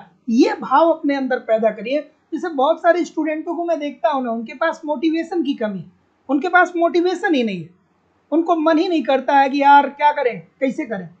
तो आप ये सोचिए कि आपको पूरी जिंदगी भर 60-70 हज़ार रुपये, इस 70 हज़ार रुपये तो आपकी स्टार्टिंग सैलरी होगी। जो लोग अभी सेलेक्ट होंगे उन्हें 1.5-2 लाख रुपए हो सकता है कि जब वो रिटायर हो तो 2 लाख से ऊपर भी उनकी सैलरी हो जाए। तो सोचिए जिंदगी कितनी आसान हो जाएगी, कितनी बेहतर हो जाएगी। अभी क्या है कि अभी अगर जो एक कपड़ा भी खरीदना पड़े तो आप मिडिल क्लास के हैं तो जाएंगे तो शोरूम में जाएंगे, कहेंगे कि 2,000 रुपये वाला दे दो। अभी आप 5,000 रुपये का कपड़ा नहीं खरीद पाएंगे मिडिल क्लास के हैं तो, और अगर जो आप नौकरी नहीं कर रहे हैं तो। लेकिन जब पैसा आने लगेगा तो यार बहुत कुछ ज़िंदगी में होने वाला, आप ऐसे ही नहीं रहेंगे। ठीक है, अभी तो ये संघर्ष का दिन है। ठीक है, नौकरी लग जाएगी तो फिर जिंदगी एक दूसरे पटल पे चली जाएगी। तो मेहनत करिए, हमेशा इस चीज को सोचते रहिए कि जो हम पढ़ इसलिए रहे हैं ताकि अगली बार हमको किसी भी तरीके से सिलेक्शन लेना है, बस ये नहीं कि पढ़ रहे हैं देख लिया जाएगा। अगला, हाँ अगला प्रश्न आपके सामने ये रहा कि इरविन फिशर का मुद्रा परिमाण सिद्धांत का समीकरण है। तो ये तो बच्चों वाली बात है, M V is equal to P T, ये मूल समीकरण है। संशोधित समीकरण क्या है? संशोधित संशोधित संशोधित कमेंट करके बताइए कि एम क्या इंडिकेट करता है, भी क्या इंडिकेट करता है, पी क्या इंडिकेट करता है और टी क्या इंडिकेट करता है। सभी लोग कमेंट करके बताइए तो मुझे। तो M V is equal to M dash V dash plus M V is equal to P T. ये दो प्रश्न आपसे पूछे जाते हैं कि फिशर साहब का मूल समीकरण क्या है। तो फिशर साहब का मूल समीकरण ये है, M V is equal to P T, इसे संशोधित किया M dash V dash plus M V is equal to P T. Fisher साहब ने क्या कहा? उन्होंने कहा कि अगर जो अर्थव्यवस्था में मुद्रा की पूर्ति बढ़ेगी तो कीमत स्तर में 2 गुने की वृद्धि और मुद्रा के मूल्य में आधे की कमी आएगी। उन्होंने क्या कहा? उन्होंने कहा कि मुद्रा की पूर्ति में अगर जो वृद्धि होगी तो कीमत स्तर में क्या होगा? जो कीमत स्तर होगा उसमें 2 गुने की वृद्धि होगी, लेकिन जो मुद्रा की वैल्यू होगी, मुद्रा का जो मूल्य होगा वो आधा होगा। ये बहुत ही खूबसूरत सा कॉन्सेप्ट है, लेकिन मैंने आप लोगों को इतनी बार बताया ना कि बार बार एक ही बात बोलता हूँ, तो मुझे लगता है कि जो पुराने स्टूडेंट होंगे वो बोर होंगे। लेकिन फिर भी देखिए, फिशर साहब का समीकरण हमें ये बताता है कि देखिए, जैसे आप समझिए ना कि आज से 20 साल पहले या 30 साल पहले भारतीय अर्थव्यवस्था इतनी बड़ी अर्थव्यवस्था नहीं थी, या भारतीय अर्थव्यवस्था में मुद्रा की पूर्ति इतनी ज्यादा नहीं थी। तो गांव में आप देखिए, गांव में रेयरली किसी के पास बाइक होता था, जिसके पास स्कूटर होता था, या जिसके पास उस टाइम क्या आता था, बुलेट आता था। तो जिसके पास होता था वो पूरे क्षेत्र में एक ही दो लोग होते हैं, उनका पूरा नाम होता था। लेकिन अब देखिए, अब तो आप गांव में भी जाइए तो हर घर में लगभग 80% से ज्यादा लोगों के घर में नहीं कुछ है तो स्प्लेंडर प्लस तो जरूर है। तो मुद्रा की पूर्ति अर्थव्यवस्था में बढ़ी है, और जब मुद्रा की पूर्ति अर्थव्यवस्था में बढ़ेगी तो सबके पास पैसा आएगा, और सबके पास जब पैसा आएगा तो सभी लोग अपनी मांग को बढ़ाएंगे, और जब सभी लोग अपनी मांग को बढ़ाएंगे तो मांग तेजी से बढ़ेगा और पूर्ति में उतनी तेजी से वृद्धि नहीं होगा, तो कीमतों में क्या हो जाएगी? वृद्धि हो जाएगी। और जब कीमत में वृद्धि हो जाएगी तो मुद्रा के मूल्य में कमी आ जाएगी। जैसे कि मैं आपको बताता हूं कि बचपन में आप 1 रुपए में 4 गोलगप्पे खाते थे, अर्थात 10 रुपए में आप 40 गोलगप्पे खाते थे। लेकिन वर्तमान समय में 10 रुपए में 3 गोलगप्पे, 10 रुपए में 4 गोलगप्पे मिलते हैं। तो कितने गोलगप्पे का नुकसान हो गया? 36 गोलगप्पे का नुकसान हो गया। क्यों ऐसा हुआ? क्योंकि अर्थव्यवस्था में मुद्रा की पूर्ति बढ़ी। जब मुद्रा की पूर्ति बढ़ी तो कीमतों में वृद्धि हुई, और जब में वृद्धि हुई तो मुद्रा की वैल्यू कम हो गई, मुद्रा का मूल्य कम हो गया। लेकिन बाद में चल करके इनकी आलोचना भी कर दी जाती है, और ये कही जाती है कि भैया आप ठीक है बताते हैं कि कीमत में और मुद्रा के मूल्य में परिवर्तन होता है, लेकिन कैसे होता है ये बात बताने में फिशर साहब असफल हो जाते हैं। तो इनकी आलोचना को भी याद रखिएगा। अगला, फिलिप्स वक्र दर्शाता है, जैसे कोई ग्रामीण इलाके से बिलोंग करता होगा, गांव से, तो आपने देखा होगा कि गांव में जब मेला लगता है ना, तो बचपन में, खैर मैं अपनी बात करूं तो 10 रुपया भी बहुत काफ़ी होता था। 10 रुपये में इतना हो जाता था कि गुब्बारा भी मिल जाता था और बहुत ठीक तरीके से इंसान घूम भी लेता था, है ना। और ज़िंदगी में इतनी सारी चाह थी भी नहीं। ठीक है, बढ़िया समोसे मिल जाए, बढ़िया टिकिया मिल जाए, गोलगप्पा मिल जाए, 1-2 गुब्बारा मिल जाए, अब इससे बेहतर ज़िंदगी में उस टाइम कुछ नहीं हुआ करता था, है ना। उस समय इतना ही बहुत था ज़िंदगी में, बहुत खूबसूरत सी ज़िंदगी थी। चलिए, अभी भी खूबसूरत है, ऐसा नहीं है कि अभी नहीं है, लेकिन हाँ पहले की बात अलग थी। अगला प्रश्न कि फिलिप्स वक्र क्या दर्शाता है? तो फिलिप्स वक्र हमें क्या दर्शाता है सर? फिलिप्स वक्र क्या दर्शाता है? तो जैसा कि मैं देख पा रहा हूँ बी बोल रहे हैं, तो जितने लोग भी बी बोल रहे हैं सभी लोग का उत्तर ठीक है कि मुद्रा स्फीति की दर तथा बेरोजगारी की दर में विपरीत संबंध होता है। अर्थात उनका ये कहना है कि अगर जो अर्थव्यवस्था में मुद्रा स्फीति, अर्थात अगर जो महंगाई बढ़ रही है तो इसका सीधी मांग है, अगर जो अर्थव्यवस्था में क्या हो रही है, महंगाई बढ़ रही है, ठीक है, हाँ, कोई दिक्कत किसी को? किसी को कोई दिक्कत? ठीक है, ठीक है। तो जितने लोग भी क्या बोल रहे हैं कि बी बोल रहे हैं कि मुद्रा की स्फीति की दर अगर जो बढ़ेगी तो बेरोजगारी की दर में क्या आ जाएगी? कमी आ जाएगी। क्यों कमी आ जाएगी? कि मुद्रा स्फीति अर्थात महंगाई इसीलिए बढ़ रही है क्योंकि वस्तुओं की मांग अर्थव्यवस्था में हो रही है, और जब मांग हो रही है तो पूर्ति भी बढ़ेगा अर्थात उत्पादन भी बढ़ेगा, और जब पूर्ति बढ़ेगा तो ऐसी स्थिति में क्या होगा कि बेरोजगारी की दर में गिरावट आएगी, क्योंकि भैया पूर्ति बढ़ाने के लिए श्रमिक ही तो चाहिए। तो जितने लोग भी बी बोल रहे हैं ठीक बोल रहे हैं। अगला कि मुद्रा की M1 परिभाषा मांग है, क्या उत्तर होगा भाई? सभी लोग एक बार लाइक और शेयर कर दिया करिए वीडियो को, इतने सारे लोग हैं फिर भी लाइक और शेयर की संख्या बहुत कम है भाई, ऐसा क्यों है? पारस कुमार जी, सदानंद मिश्रा जी, छोटे लाल गौतम जी, बिल्कुल ठीक है। SSP जी, अक्षय गौरी जी, पूनम गुप्ता जी, रवि कुमार जी, नवीता भट्ट जी, सुमन शर्मा जी, भगवंती जी, बिल्कुल ठीक है। राजन सिंह जी, सोनी शर्मा जी, ज्योति चौरसिया जी, सपना सिंह जी। चलिए क्या उत्तर आ रहा है सर? क्या उत्तर आ रहा है? तो M1 इज इक्वल टू क्या होता है सर? याद है कि भूल गए? M1 इज इक्वल टू क्या होता है? याद है कि भूल गए? C plus D D plus OD। ठीक है, अब बताइए मुझे थोड़ा कमेंट करके, अब थोड़ा मुझे कमेंट करके बताइए सी क्या इंडिकेट करता है इसमें? सी चलन में जो मुद्रा है उसको इंडिकेट करता है। सी चलन में जो मुद्रा है उसको इंडिकेट करता है, चलन मुद्रा। ठीक है, अर्थात जो मुद्रा चलन में, चलन मुद्रा। डीडी क्या इंडिकेट करता है सर? डीडी क्या इंडिकेट करता है? मांग जमा, मांग जमा। और ओडी क्या इंडिकेट करता है? ओडी क्या इंडिकेट करता है? आरबीआई के पास अन्य जमाओं को, आरबीआई के पास अन्य जमा। ठीक है, चलन मुद्रा में क्या आ जाएगा? नोट व सिक्के। ठीक है, याद है ना? तो क्या उत्तर आ रहा है सर? जितने लोग भी ए बोल रहे हैं क्या कि बी बोल रहे हैं? ए होगा कि बी होगा? इतने सारे लोग। चलिए सर बताइए। ठीक है, M1 को क्या कहा जाता है? M1 को संकीर्ण मुद्रा या नैरो मनी कहा जाता है। ठीक है, और सबसे ज्यादा तरल M1 ही होता है। M3 को विस्तृत मुद्रा कहा जाता है। तो क्या उत्तर आ रहा है भाई? बताइए। तो चलन मुद्रा कहां पे है भाई? मांग जमा कहां पे है? और आरबीआई के पास अन्य जमा कहां पे है? बताइए क्या उत्तर आ रहा है? क्या उत्तर आ रहा है? ये बोल रहे हैं। तो जितने भी महानुभाव ये बोल रहे हैं सबका उत्तर यहाँ पे क्या होने वाला है? बिल्कुल ठीक होने वाला है। Option number A according to the question this is the right answer हो जाएगा। बैंकों के बाहर चलन मुद्रा तथा चालू खातों के जमा के निरपेक्ष। Option number A according to the question this is the right answer हो जाएगा। अगला कि केन्स के अनुसार मुद्रा की सट्टा मांगे होती हैं। क्यों होती है भैया? किन साहब कहते हैं ना कि मुद्रा की मांग 3 कारणों से होती है। ठीक है, किन साहब क्या कहते हैं? किन साहब यही तो कहते हैं ना कि मुद्रा की जो मांग होती है वो 3 कारणों से होती है। पहला जो कारण होता है वो लेन देन उद्देश्य, लेन देन, लेन देन उद्देश्य। दूसरा जो कारण होता है उसे उन्होंने पूर्वोपाय उद्देश्य कहा या वर्षा दिवस कहा,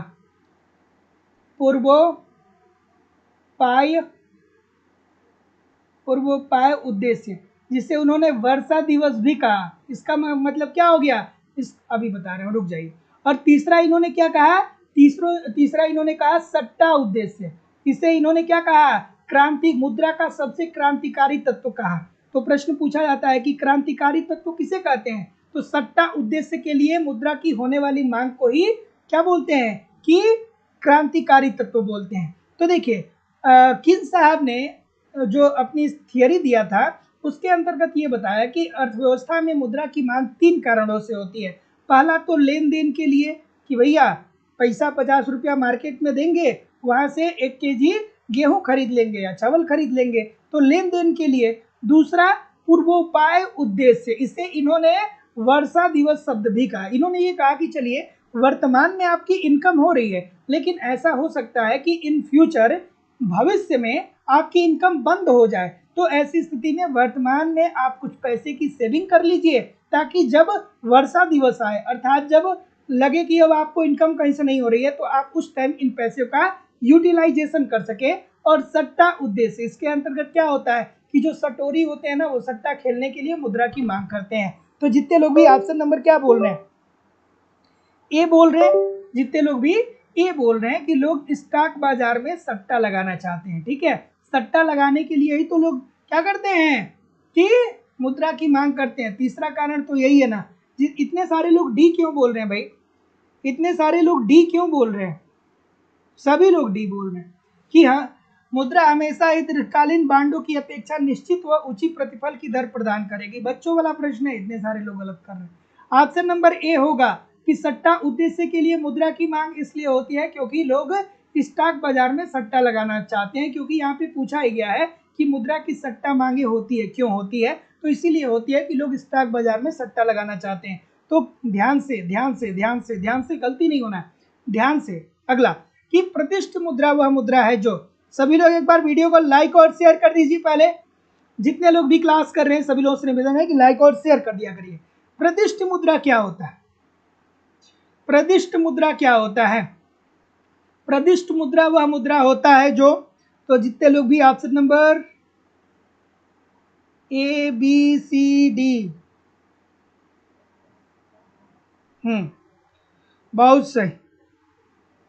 और ये सब दिमाग में रखे रहिए, नहीं तो एग्जामिनेशन हॉल में जब आ जाएगा प्रश्न ना, तो अरे भाई थोड़ा सा बता दो चाहे कोई लड़की बगल में है तो दीदी थोड़ा सा बता दो इसका क्या होगा। हमने पढ़ा तो है कि फिशर का समीकरण M V is equal to P T होता है, लेकिन हमको पी नहीं पता है कि पी क्या होता है, हमको भी नहीं पता है कि भी क्या होता है। अगर जो पूछ दिया पेपर में कि M V is equal to P T में भी क्या इंडिकेट करता है, तो अगर जो ध्यान से कंसंट्रेट होके नहीं पढ़ेंगे तो फिर बगल में भैया दीदी याद आएंगे कि भैया थोड़ा बता दीजिए, पढ़े तो बड़ा है, मूड तो यही है, संशोधित तो भी जानते हैं, लेकिन हाई भी वाला जो बात है ना, वो थोड़ी सी समस्या क्रिएट कर रही है। तो अगर जो आप थोड़ा सा सतर्क होके अपना काम करेंगे ना, तो फिर एग्जामिनेशन हॉल में दीदी भैया के हेल्प की जरूरत नहीं पड़ेगी, है ना। नहीं तो कितने सारे स्टूडेंट कहते हैं कि आप इंडियन इकोनॉमी संभाल देना, हम मुद्रा एवं बैंकिंग संभाल देंगे। और एक बात समझ लीजिए कि किसी दूसरे के सहयोग से आप कभी भी सिलेक्शन नहीं प्राप्त कर सकते हैं। ये बात 100% ठीक है, ये बात 100% ठीक है कि आप ये चाहें कि किसी दूसरे से सेटिंग कर लें कि तुम हमें भारतीय अर्थव्यवस्था बता देना और हम तुम्हें समष्टि अर्थशास्त्र व्यष्टि अर्थशास्त्र बता देंगे, तुम हमें विदेशी विनिमय बता देना, हम तुम्हें अंतर्राष्ट्रीय व्यापार बता देंगे। इस तरीके का जो क्या होता है, इस तरीके का जो एक कंप्रोमाइजेशन होता है ना, वो एग्जामिनेशन हॉल में 15-20 मिनट के बाद टूट जाता है, क्योंकि पेपर से दोनों का दिमाग खराब हो जाता है। तो फिर एक कहता है कि हमसे मत पूछो, तो दूसरा कहता है हमसे मत पूछो। तो आप अपने ऊपर विश्वास रखिए, दूसरे के ऊपर विश्वास मत करिए। ठीक है, हो सकता है कि जिससे आप पूछ रहे हैं वो गलत ही बता रहा, वो भी उतना बड़ा ज्ञानी ना हो, और आप इतना पढ़ रहे हैं तो आपसे बड़ा ज्ञानी कौन हो सकता है भाई। आप जितना पढ़ रहे हैं आपसे बड़ा ज्ञानी कौन हो सकता है। और हम ये नहीं कर रहे हैं कि आप भी बहुत बड़े ज्ञानी, लेकिन हाँ ये तो है कि अगर जो कंसंट्रेशन और धैर्य के कारण अगर जो गलती नहीं करेंगे, तो ज्ञान की कमी के वजह से बहुत रेयर है कि प्रश्न गलत होगा।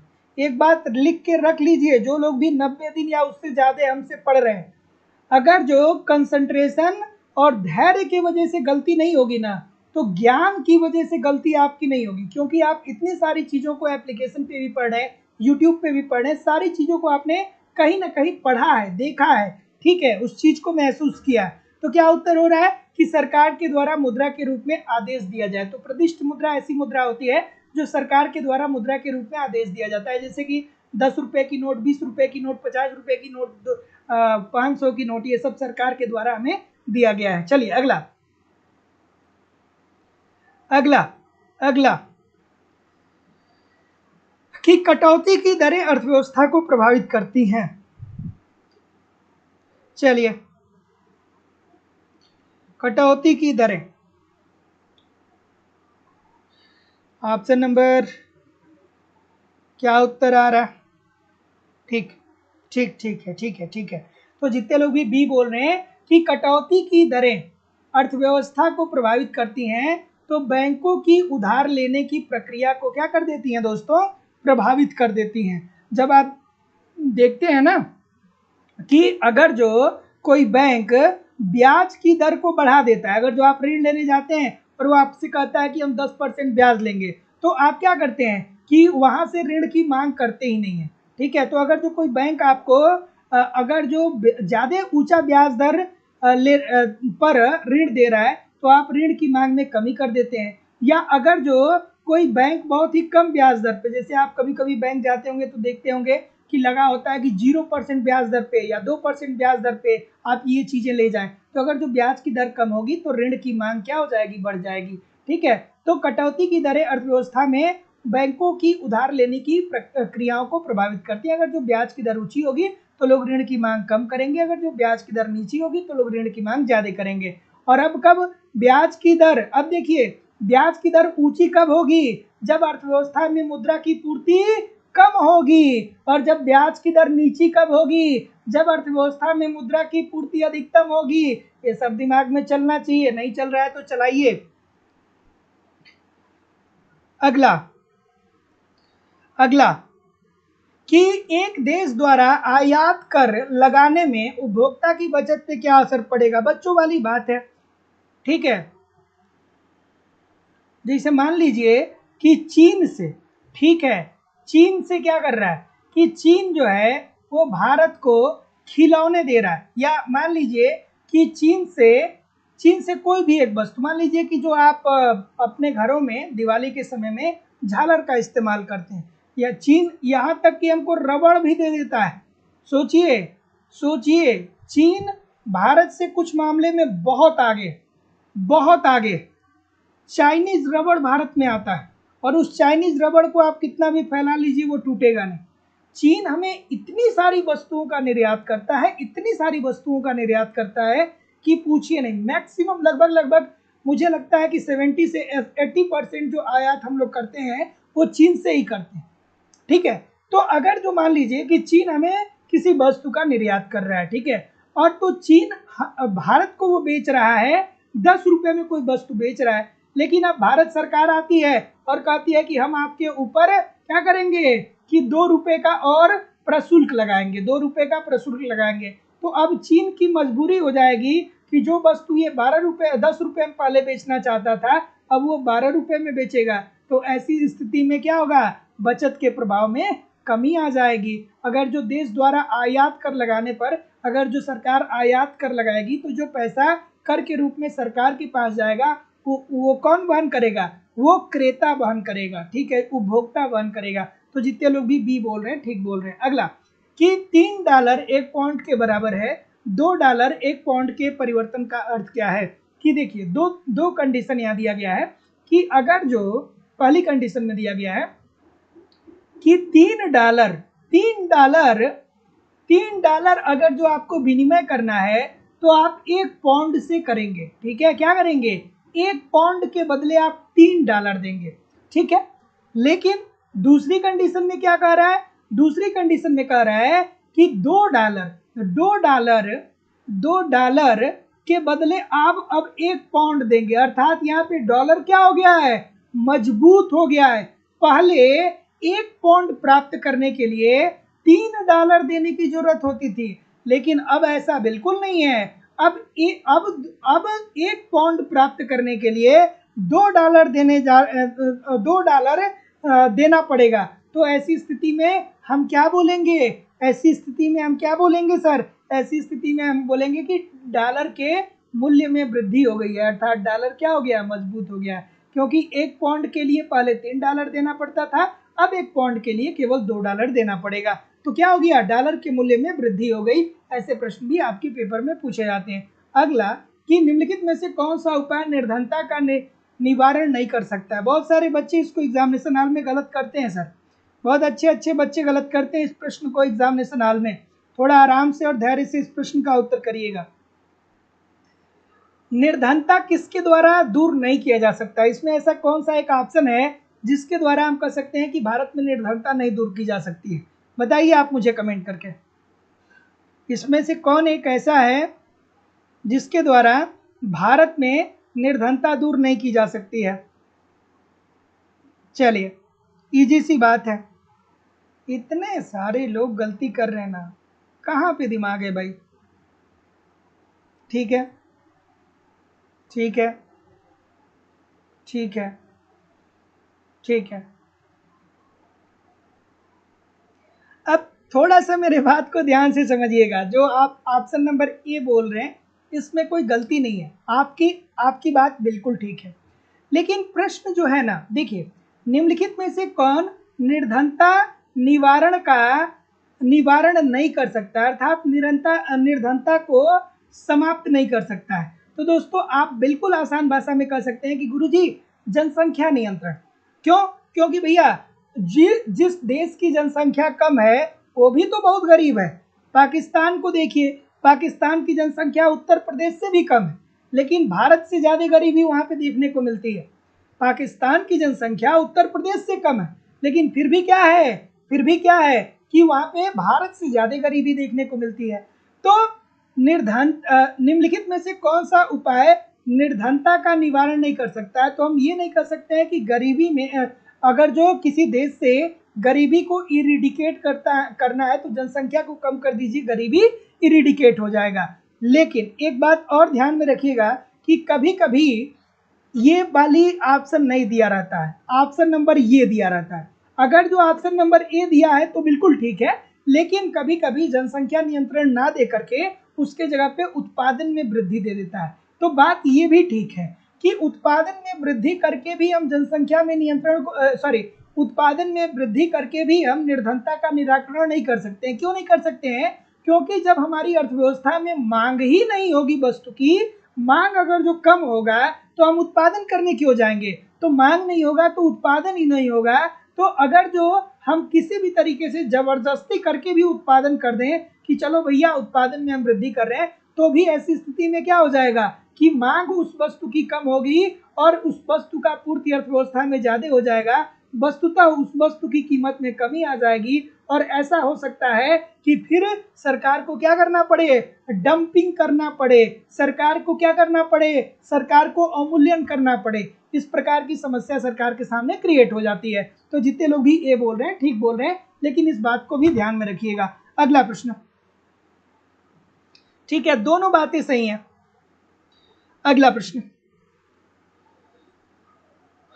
अगला प्रश्न कि प्रथम औद्योगिक नीति प्रस्ताव प्रस्तुत किया गया था। एक ऑप्शन नंबर ई ले लीजिए, वो लिख लीजिए वर्ष 1991। अब बताइएगा 1991। अब बताइएगा सर, मुझे थोड़ा सभी लोग बताइए।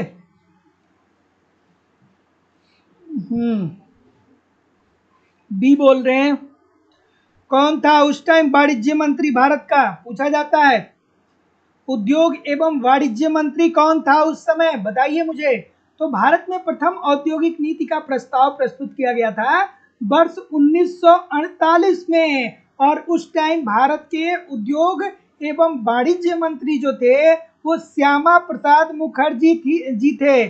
श्यामा प्रसाद मुखर्जी जी थे, और श्यामा प्रसाद मुखर्जी जी ने ही प्रथम औद्योगिक नीति का प्रस्ताव 1948 में प्रस्तुत किया था। श्यामा प्रसाद मुखर्जी जी ने प्रथम औद्योगिक नीति का प्रस्ताव 1948 में रखा था। और इसी 1948 में क्या होता है कि भारत एक मिश्रित अर्थव्यवस्था है, इस बात को कहा जाता है। अर्थात भारत में सार्वजनिक क्षेत्र और निजी क्षेत्र दोनों मिलकर के कार्य करेंगे। तो जितने लोग भी बी बोल रहे हैं बहुत अच्छी बात बोल रहे हैं सर। भारत की चौथी पंचवर्षीय योजना किस अवधि में है? ये भी इंपॉर्टेंट है, ऐसे प्रश्न बार बार आपके पेपर में देखने को मिलते रहेंगे। ये मत सोचिएगा कि अब नीति आयोग आ गया है, योजना आयोग को खत्म कर दिया गया है, तो भैया प्रश्न अब योजना आयोग से नहीं आएगा। ये एक तरीके से अर्थव्यवस्था का इतिहास हो चुका है, तो यहाँ से प्रश्न पूछा जाएगा, है ना। चलिए बताइए क्या उत्तर आ रहा है, क्या उत्तर आ रहा है भाई। फिर आपको याद आना चाहिए कि सर जी अभी बोलेंगे कि प्रथम पंचवर्षीय योजना हैरड डोमर मॉडल पे आधारित थी, द्वितीय पंचवर्षीय योजना किस पे आधारित थी, पीसी मालोनोबिस मॉडल पे आधारित थी, तीसरी पंचवर्षीय योजना कल परसों बताया था, सभी लोग कमेंट करके बताइए कि तीसरी पंचवर्षीय योजना किस मॉडल पे आधारित थी। अब यहाँ पे चौथी पंचवर्षीय योजना की बात हो रही है, तो चौथी पंचवर्षीय योजना जो लियोनतिफ साहब ने आगत निर्गत मॉडल दिया था, लियोनतिफ साहब ने क्या दिया था, आगत निर्गत मॉडल पे आधारित था। पांचवी पंचवर्षीय योजना है, उसमें इंदिरा जी आती हैं और कहती हैं कि गरीबी हटा दो, अर्थात पांचवी पंचवर्षीय योजना में गरीबी हटाओ और साथ ही साथ में 20 सूत्रीय कार्यक्रम का आरंभ हो जाता है। उसके बाद दोस्तों आपको याद आनी चाहिए आठवीं पंचवर्षीय योजना मैक्स मुलर मॉडल, 11वीं पंचवर्षीय योजना समावेशी विकास, 12वीं और अंतिम पंचवर्षीय योजना उच्चतर समावेशी विकास। ये सब दिमाग में घूमना चाहिए, नहीं घूम रहा है तो घुमाइए, ठीक है। तो जितने लोग भी ऑप्शन नंबर सी बोल रहे हैं 1969 से 74 सभी लोग का उत्तर बिल्कुल ठीक हो जाएगा। और इसी में क्या किया गया कि 14 बैंकों का राष्ट्रीयकरण भी किया गया, 14 बैंकों का राष्ट्रीयकरण। ये राष्ट्रीयकरण क्यों किया गया, राष्ट्रीयकरण क्यों किया गया, इसलिए किया गया क्योंकि जो बैंक थे वो एकाधिकार प्रवृत्ति के रूप में कार्य कर रहे थे, वो केवल और केवल औद्योगिक क्षेत्र अर्थात पूंजीपतियों को ही ऋण दे रहे थे। तो सरकार ने देखा कि भैया अगर जो ये केवल उद्योग को केवल ऋण देंगे बैंक, तो फिर क्या होगा कि हमारे किसानों का विकास कैसे होगा, उन्हें पैसा कहाँ से मिलेगा। तो बैंक ने क्या कर दिया, सरकार ने क्या कर दिया, 14 बैंकों का राष्ट्रीयकरण कर दिया। और जब 14 बैंकों का राष्ट्रीयकरण हो गया तो अब बैंकों के ऊपर नियंत्रण आरबीआई का हो गया। और जब आरबीआई का नियंत्रण हो गया तो एक बात ये आ गई कि जो आप कुल ऋण देंगे उसका 40% जो है वो आपको ग्रामीण क्षेत्रों में किसानों को देना है। तो जितने लोग भी क्या बोल रहे हैं, सी बोल रहे हैं, ठीक बोल रहे हैं। अगला, कर्मचारी भविष्य निधि अधिनियम कब लागू किया गया, बिल्कुल ठीक है। और देखिए दोस्तों, जो लोग भी इकोनॉमिक्स के कॉन्सेप्ट की क्लास में अभी तक नहीं ज्वाइन किए हैं, आप यथाशीघ्र ज्वाइन कर लीजिए। बेस्ट आउटकम के लिए मैं निश्चित तौर पे कह सकता हूं कि अगर जो ठीक तरीके से वहां पे आप सारे कंटेंट को फॉलो करते रहेंगे तो आपको कुछ भी कहीं से भी कलेक्ट करने की जरूरत नहीं होगी आपको, और बहुत कम समय में बेहतर ढंग से इकोनॉमिक्स को सीख सकते हैं, समझ सकते हैं और सफलता सुनिश्चित कर सकते हैं। कंप्लीट आपको आपके सिलेबस के अनुसार वहाँ पे कोर्स पढ़ाया जा रहा है। इसकी लाइव क्लास होती है, इनकेस लाइव क्लास में आप नहीं जुड़ते हैं तो बाद में रिकॉर्डेड क्लास मिल जाती है, सिंपल सटीक साधारण भाषा में। बहुत दिनों बाद भी आप इकोनॉमिक्स पढ़ने जा रहे हैं तो परेशान न होइएगा, सब कुछ समझ में आएगा।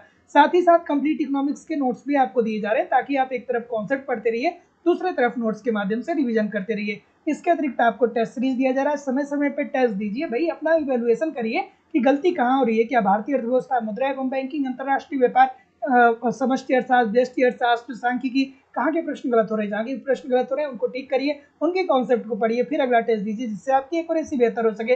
साथ ही साथ प्रीवियस ईयर के क्वेश्चन पेपर और करंट सब कुछ हमारे द्वारा दिया जा रहा है। कोर्स की वैलिडिटी लाइफ टाइम है, इट मीन एक बार अगर जो आप एडमिशन लेते हैं तो वर्तमान परीक्षा में तो आप पढ़ेंगे ही पढ़ेंगे, साथ ही साथ इन फ्यूचर में जब भी कोई नई वैकेंसी आती है और उसके लिए जब भी कोई नया बैच प्रारंभ किया जाएगा आपको ऑटोमेटिक बैच में ऐड कर दिया जाएगा, आपको अलग से फीस पेमेंट करने की जरूरत नहीं होने वाली है। एडमिशन ओपन है, एडमिशन की फीस केवल और केवल 2000 रुपये है। तो सिंपली एडमिशन लेने के लिए आप अपनी फीस इस नंबर पे गूगल पे, फोन पे या पेटीएम के माध्यम से पेमेंट कर सकते हैं और उसका स्क्रीनशॉट आपको इसी व्हाट्सएप नंबर पे सेंड करना होगा। किसी भी इंक्वायरी के लिए इस नंबर पे कॉल या व्हाट्सएप मैसेज कर सकते हैं। डिस्क्रिप्शन बॉक्स में जाइए, एप्लीकेशन का लिंक दिया गया, एप्लीकेशन को डाउनलोड करके डायरेक्ट भी कोर्स को परचेज कर सकते हैं। और जो भी लोग एप्लीकेशन से डायरेक्ट कोर्स को परचेज कर रहे हैं आप मुझे एक बार कॉल जरूर कर लीजिए। मैं देख रहा हूँ कि कई लोग एप्लीकेशन पे डायरेक्ट कोर्स परचेज कर ले रहे हैं फिर कॉल नहीं कर रहे हैं। आप मुझे कॉल करिए, आपको एक और जगह पे जहाँ पे आप कोर्स परचेज करते हैं, जहाँ पे आपको कंटेंट दिखता है वहाँ तो ठीक है, वहाँ पे तो वो दिखेगा, लेकिन आपको एक और बैच में ऐड करना होता है जहाँ पे आपको सारी चीज़ें दिखाई देंगी, एक क्रम से दिखाई देंगी, है ना। तो जरूर जो लोग भी एप्लीकेशन से डायरेक्ट कोर्स परचेज कर रहे हैं वो कोर्स परचेज आप कर लीजिए, उसके बाद भी आप मुझे कॉल करके एक बार जरूर बता दीजिए, बात जरूर कर लीजिए, ठीक है। चलिए क्या उत्तर आ रहा है सर, बी बोल रहे हैं कि कर्मचारी भविष्य निधि अधिनियम कब लागू हुआ। तो जितने लोग भी ऑप्शन नंबर बी बोलेंगे कि सर जी 52 में सभी लोग का उत्तर यहाँ पे एब्सोल्युटली 100% ठीक हो जाएगा। इसके अंतर्गत कर्मचारियों के लिए भविष्य निधि का निर्माण किया गया, तो ऑप्शन नंबर बी बिल्कुल ठीक हो जाएगा। अगला कि नरसिम्हन समिति ने प्रस्तावित किया, नरसिम्हन समिति ने क्या प्रस्तावित किया सर, बताइए बताइए मुझे, तो क्या उत्तर आ रहा है भाई? ठीक है,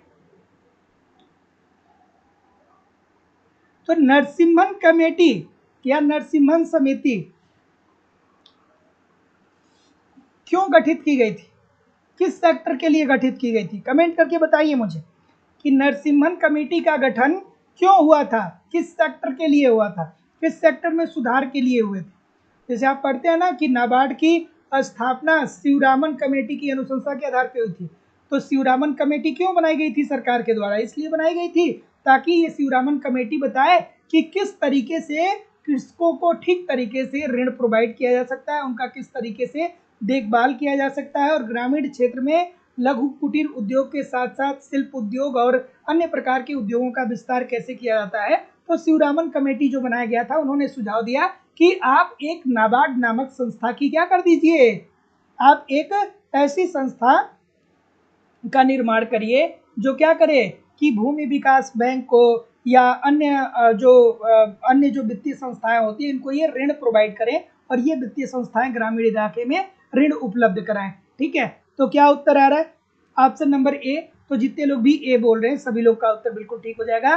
तो बैंकिंग क्षेत्र में सुधार के लिए नरसिम्हन कमेटी का गठन हुआ था और नरसिम्हन कमेटी ने यह सुझाव दिया था कि जो वैधानिक तरलता अनुपात 38.9% है को अब घटा दिया जाए और इसको घटा करके कितना कर दिया जाए, अब इसे घटा करके 25% कर लिया जाए। अब अगर जो हम आपको अगर जो आसान भाषा में बताएं कि वैधानिक तरलता अनुपात क्या होता है, तो जैसे जो हमारी बैंकें होती हैं ना, इन बैंकों के पास जो कुल जमा होता है उसका एक निश्चित भाग बैंक को अपने पास रखना अनिवार्य होता है और इसे ही वैधानिक तरलता अनुपात बोला जाता है।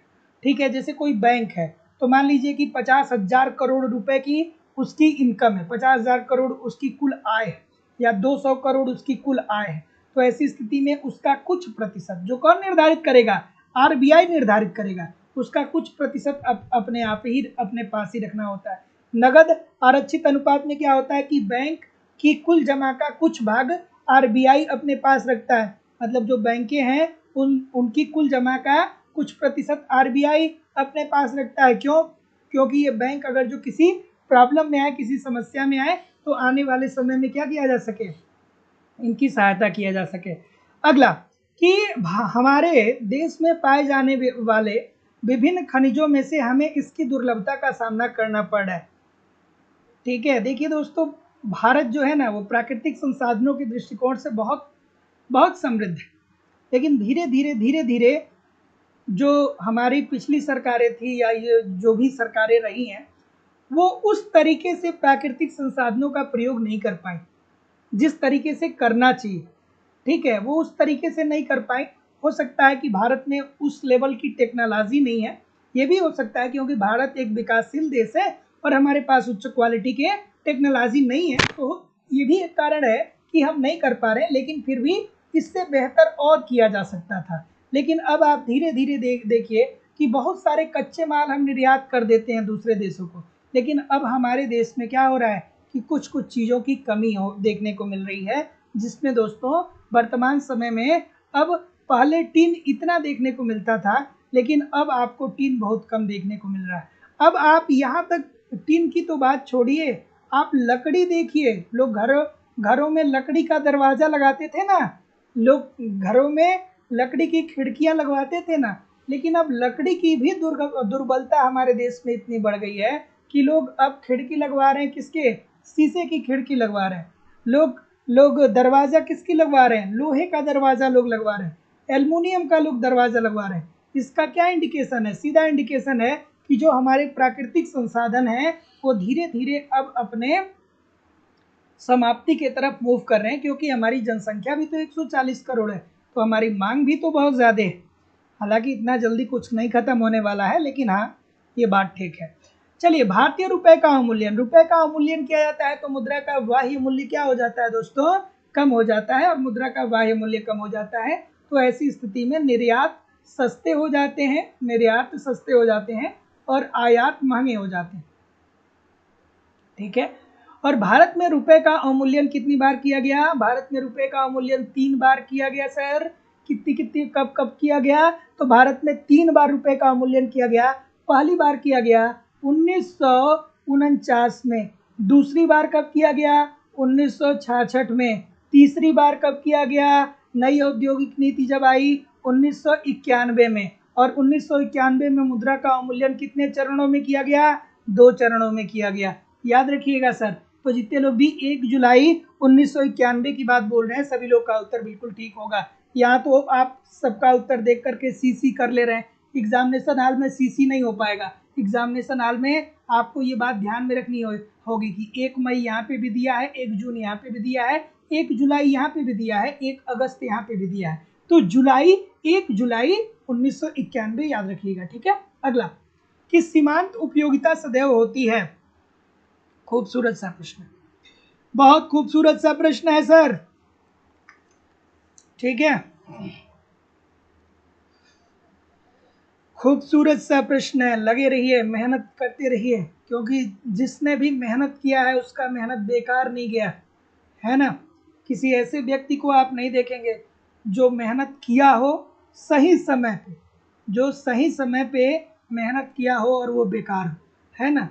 और आप बिल्कुल ठीक जगह पे हैं, बिल्कुल सही है सब कुछ, बस थोड़ा सा प्रयास करते रहिए।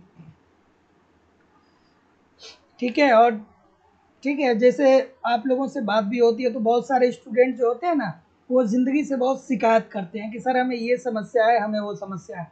अभी जब मैं आप लोगों की क्लास लेने आ रहा था तो उससे पहले प्रयागराज में, जहाँ पे मैं रहता हूँ, बहुत ठीक ठाक बारिश हो रही थी, बहुत अच्छी बारिश हो रही थी। और एक चुरमुरा बेचने वाला व्यक्ति था, वो बेचारा बारिश में भीग रहा था और चुरमुरे के ऊपर पन्नी लगाया था, और वो पूरी गली में टहल रहा था कि कोई उसका चुरमुरा खरीद ले। मैंने उससे पूछा कि यार बारिश हो रही है, थोड़ा आराम कर लो। तो कह रहा है कि भैया आराम कर लेंगे तो शाम को भोजन कैसे मिलेगा, है ना। तो सोचिए, इस प्रकार के लोग हैं। जब उसने कहा कि भैया हम आराम कर लेंगे तो हमको भोजन रात में नहीं मिल पाएगा, और बारिश हो रही थी, लेकिन फिर भी वो बेचारा पन्नी लगाया था ऊपर से और अपने भीग रहा था, और एक घंटी लिया था, वो बजा रहा था कि भाई कोई खरीद ले। कितने की बिक्री वो कर लेगा, 10 रुपए का लोग खरीदते हैं, उसी में 6 बार नींबू मांगते हैं, 4 बार प्याज मांगते हैं, वो कितना काम कर लेगा। तो आप जहाँ भी हैं, जैसे भी हैं, आपको बहुत अच्छी कंडीशन में है ना, तो आपको ज़िंदगी से कोई शिकायत नहीं होना चाहिए। ठीक है ना, ज़िंदगी से आपको कोई शिकायत नहीं होना चाहिए। चलिए, क्या उत्तर आ रहा है कि सीमांत उपयोगिता सदैव क्या होती है, तो सदैव ये घटती रहती है। सीमांत उपयोगिता क्या होती है, सदैव घटती रहती है। क्यों, क्योंकि जब किसी वस्तु की उत्तरोत्तर इकाइयों को बढ़ाते हैं तो उससे मिलने वाली उपयोगिता कम होने लगती है।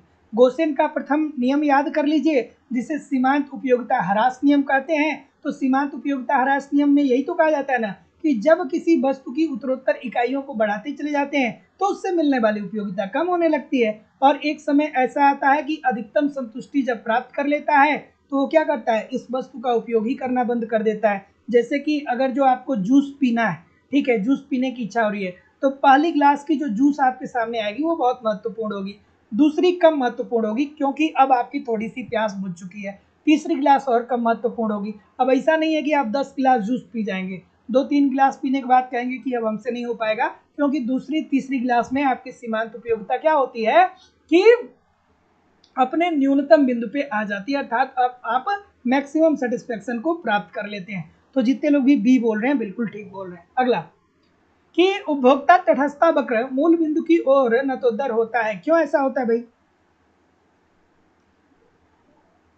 हाँ, और देखिए भाई, मैं भी ये बोलूंगा कि यार छोटे लोगों से ना, मतलब छोटे लोग कहने का मतलब हम छोटा नहीं उनको बोल रहे हैं, जिनका कम पैसे का व्यवसाय है, कभी आप उनसे बार्गेनिंग मत करिए, है ना। जिनका कम पैसे का व्यवसाय है ना, कभी भी आप उनसे बार्गेनिंग ना करिए। अब ये नहीं कि वो अप्रत्याशित मांगे तो दे दीजिए, जितना मांगे उतना दे दीजिए, लेकिन ये नहीं कि भाई 10 रुपये में है, 5 में दोगे तो लेंगे, नहीं नहीं लोगे तो नहीं दोगे तो नहीं लेंगे। क्योंकि जब आप उस व्यक्ति से कहते हैं ना कि 5 में दे दोगे तो ले लेंगे और नहीं दोगे तो नहीं लेंगे, तो उसको ये लगता है कि मैंने 7 रुपये का ख़रीदा है और 5 रुपये का बेच देंगे तो हमें नुकसान हो जाएगा। लेकिन फिर उसे एक समय ये भी लगता है कि कम से कम 5 रुपया मिलेगा तो एक कप चाय भी तो पी लेंगे ना। तो इस तरीके की चीज़ें होती हैं। तो कभी भी छोटे मतलब जो विक्रेता हैं उनसे कभी बार्गेनिंग करने के चक्कर में बहुत ज़्यादा नहीं पड़िए। क्या उत्तर आ रहा है सर? सी बोल रहे हैं ना? तो जितने लोग भी सी बोल रहे हैं बिल्कुल ठीक बोल रहे हैं कि उपभोक्ता तटस्थता वक्र मूल बिंदु की ओर उन्नतोत्तर होता है, और ऐसा इसलिए देखने को मिलता है क्योंकि वाई वस्तु की एक्स वस्तु के लिए सीमांत प्रतिस्थापन की दर क्या होती है?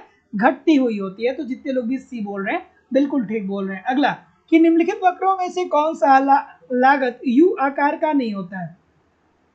ये तो बहुत बार बताया हूं,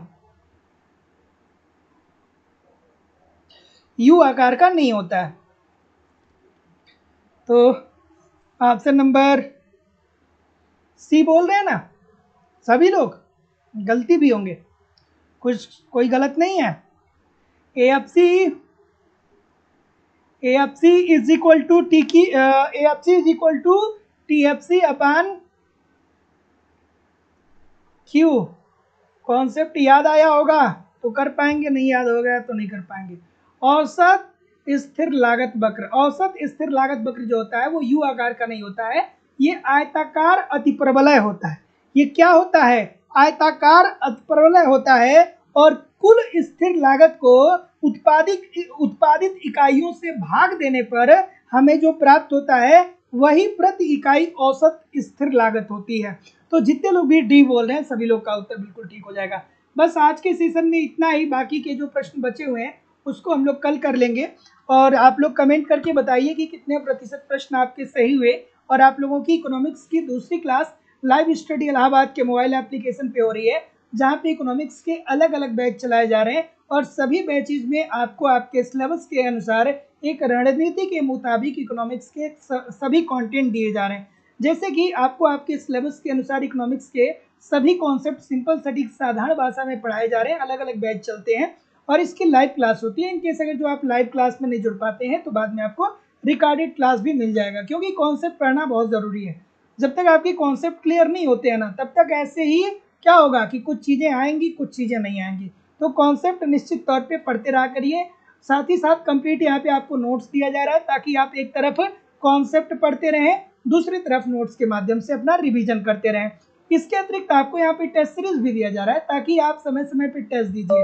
बहुत महत्वपूर्ण भूमिका अदा करता है दोस्तों टेस्ट सीरीज, क्योंकि बहुत सारे बच्चे बात करते हैं कि सर जी क्वेश्चन तो आ रहा था लेकिन पता नहीं कैसे गलत हो गया, पेपर तो आसान था फिर भी गलत हो गया। तो ऐसी स्थिति में जब आप टेस्ट सीरीज देंगे ना, तो आप इस बात को समझ पाएंगे कि गलती कहाँ पे हो रही है। क्या भारतीय अर्थव्यवस्था, मुद्रा एवं बैंकिंग, समष्टि अर्थशास्त्र, व्यष्टि अर्थशास्त्र, अंतर्राष्ट्रीय व्यापार, सांख्यिकी, जहाँ से भी प्रश्न गलत हो रहे हैं उसके कॉन्सेप्ट को पढ़िए, फिर अगला टेस्ट दीजिए, जिससे आपकी एक्यूरेसी बेहतर हो पाए। साथ ही साथ प्रीवियस ईयर के क्वेश्चन पेपर भी आपको दिए जा रहे हैं। ठीक है, प्रीवियस ईयर के क्वेश्चन पेपर भी आपको यहाँ पे दिए जा रहे हैं, डायरेक्टली इनडायरेक्टली बहुत सारे क्वेश्चन यहाँ पे प्रीवियस ईयर से आपको देखने को मिलते हैं, और करंट की भी क्लासेस आपको यहाँ पे देखने को मिल जाती है। मतलब सब कुछ प्रोवाइड कराना हमारी जिम्मेदारी है। और सबसे बड़ी बात तो यह है कि कोर्स की वैलिडिटी लाइफ टाइम है।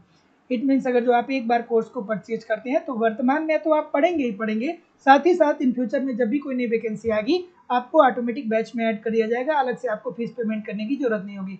एडमिशन फीस लाइफ टाइम की वैलिडिटी के साथ केवल और केवल 2000 रुपये है। तो एडमिशन लेने के लिए सिंपली आपको इस नंबर पे पेमेंट करना होगा। गूगल पे, फोन पे या पेटीएम के माध्यम से अपनी फीस आप इस नंबर पे पेमेंट करेंगे, और इसका स्क्रीनशॉट आपको इसी व्हाट्सएप नंबर पे सेंड करना होगा। किसी भी इंक्वायरी के लिए इस नंबर पे कॉल या व्हाट्सएप मैसेज कर सकते हैं। सभी बैचेज उपलब्ध हैं और सारे अलग अलग बैच हैं, आपके सिलेबस के अनुसार सब कुछ करवाया जा रहा है। उत्तर प्रदेश टीजीटी पीजीटी का अलग बैच है, बिहार टीजीटी पीजीटी का अलग बैच है, यूजीसी नेट का अलग बैच है, झारखंड टीजीटी पीजीटी का अलग बैच है, झारखंड जेट के लिए अलग बैच है, एमपी सेट एमपी टेट का अलग बैच है, उत्तराखंड लेक्चरर उत्तराखंड एलटी का अलग बैच है, LT grade GIC lecturer assistant professor और अन्य परीक्षाओं के लिए आपको अलग अलग बैच देखने को मिल जाएंगे। So thank you very much everybody. मिलते हैं हम लोग नेक्स्ट क्लास में, कल मिलते हैं एप्लीकेशन पे दोपहर में, फिर शाम को मिलते हैं यूट्यूब पे। तब तक के लिए आप पढ़ते रहिए, आगे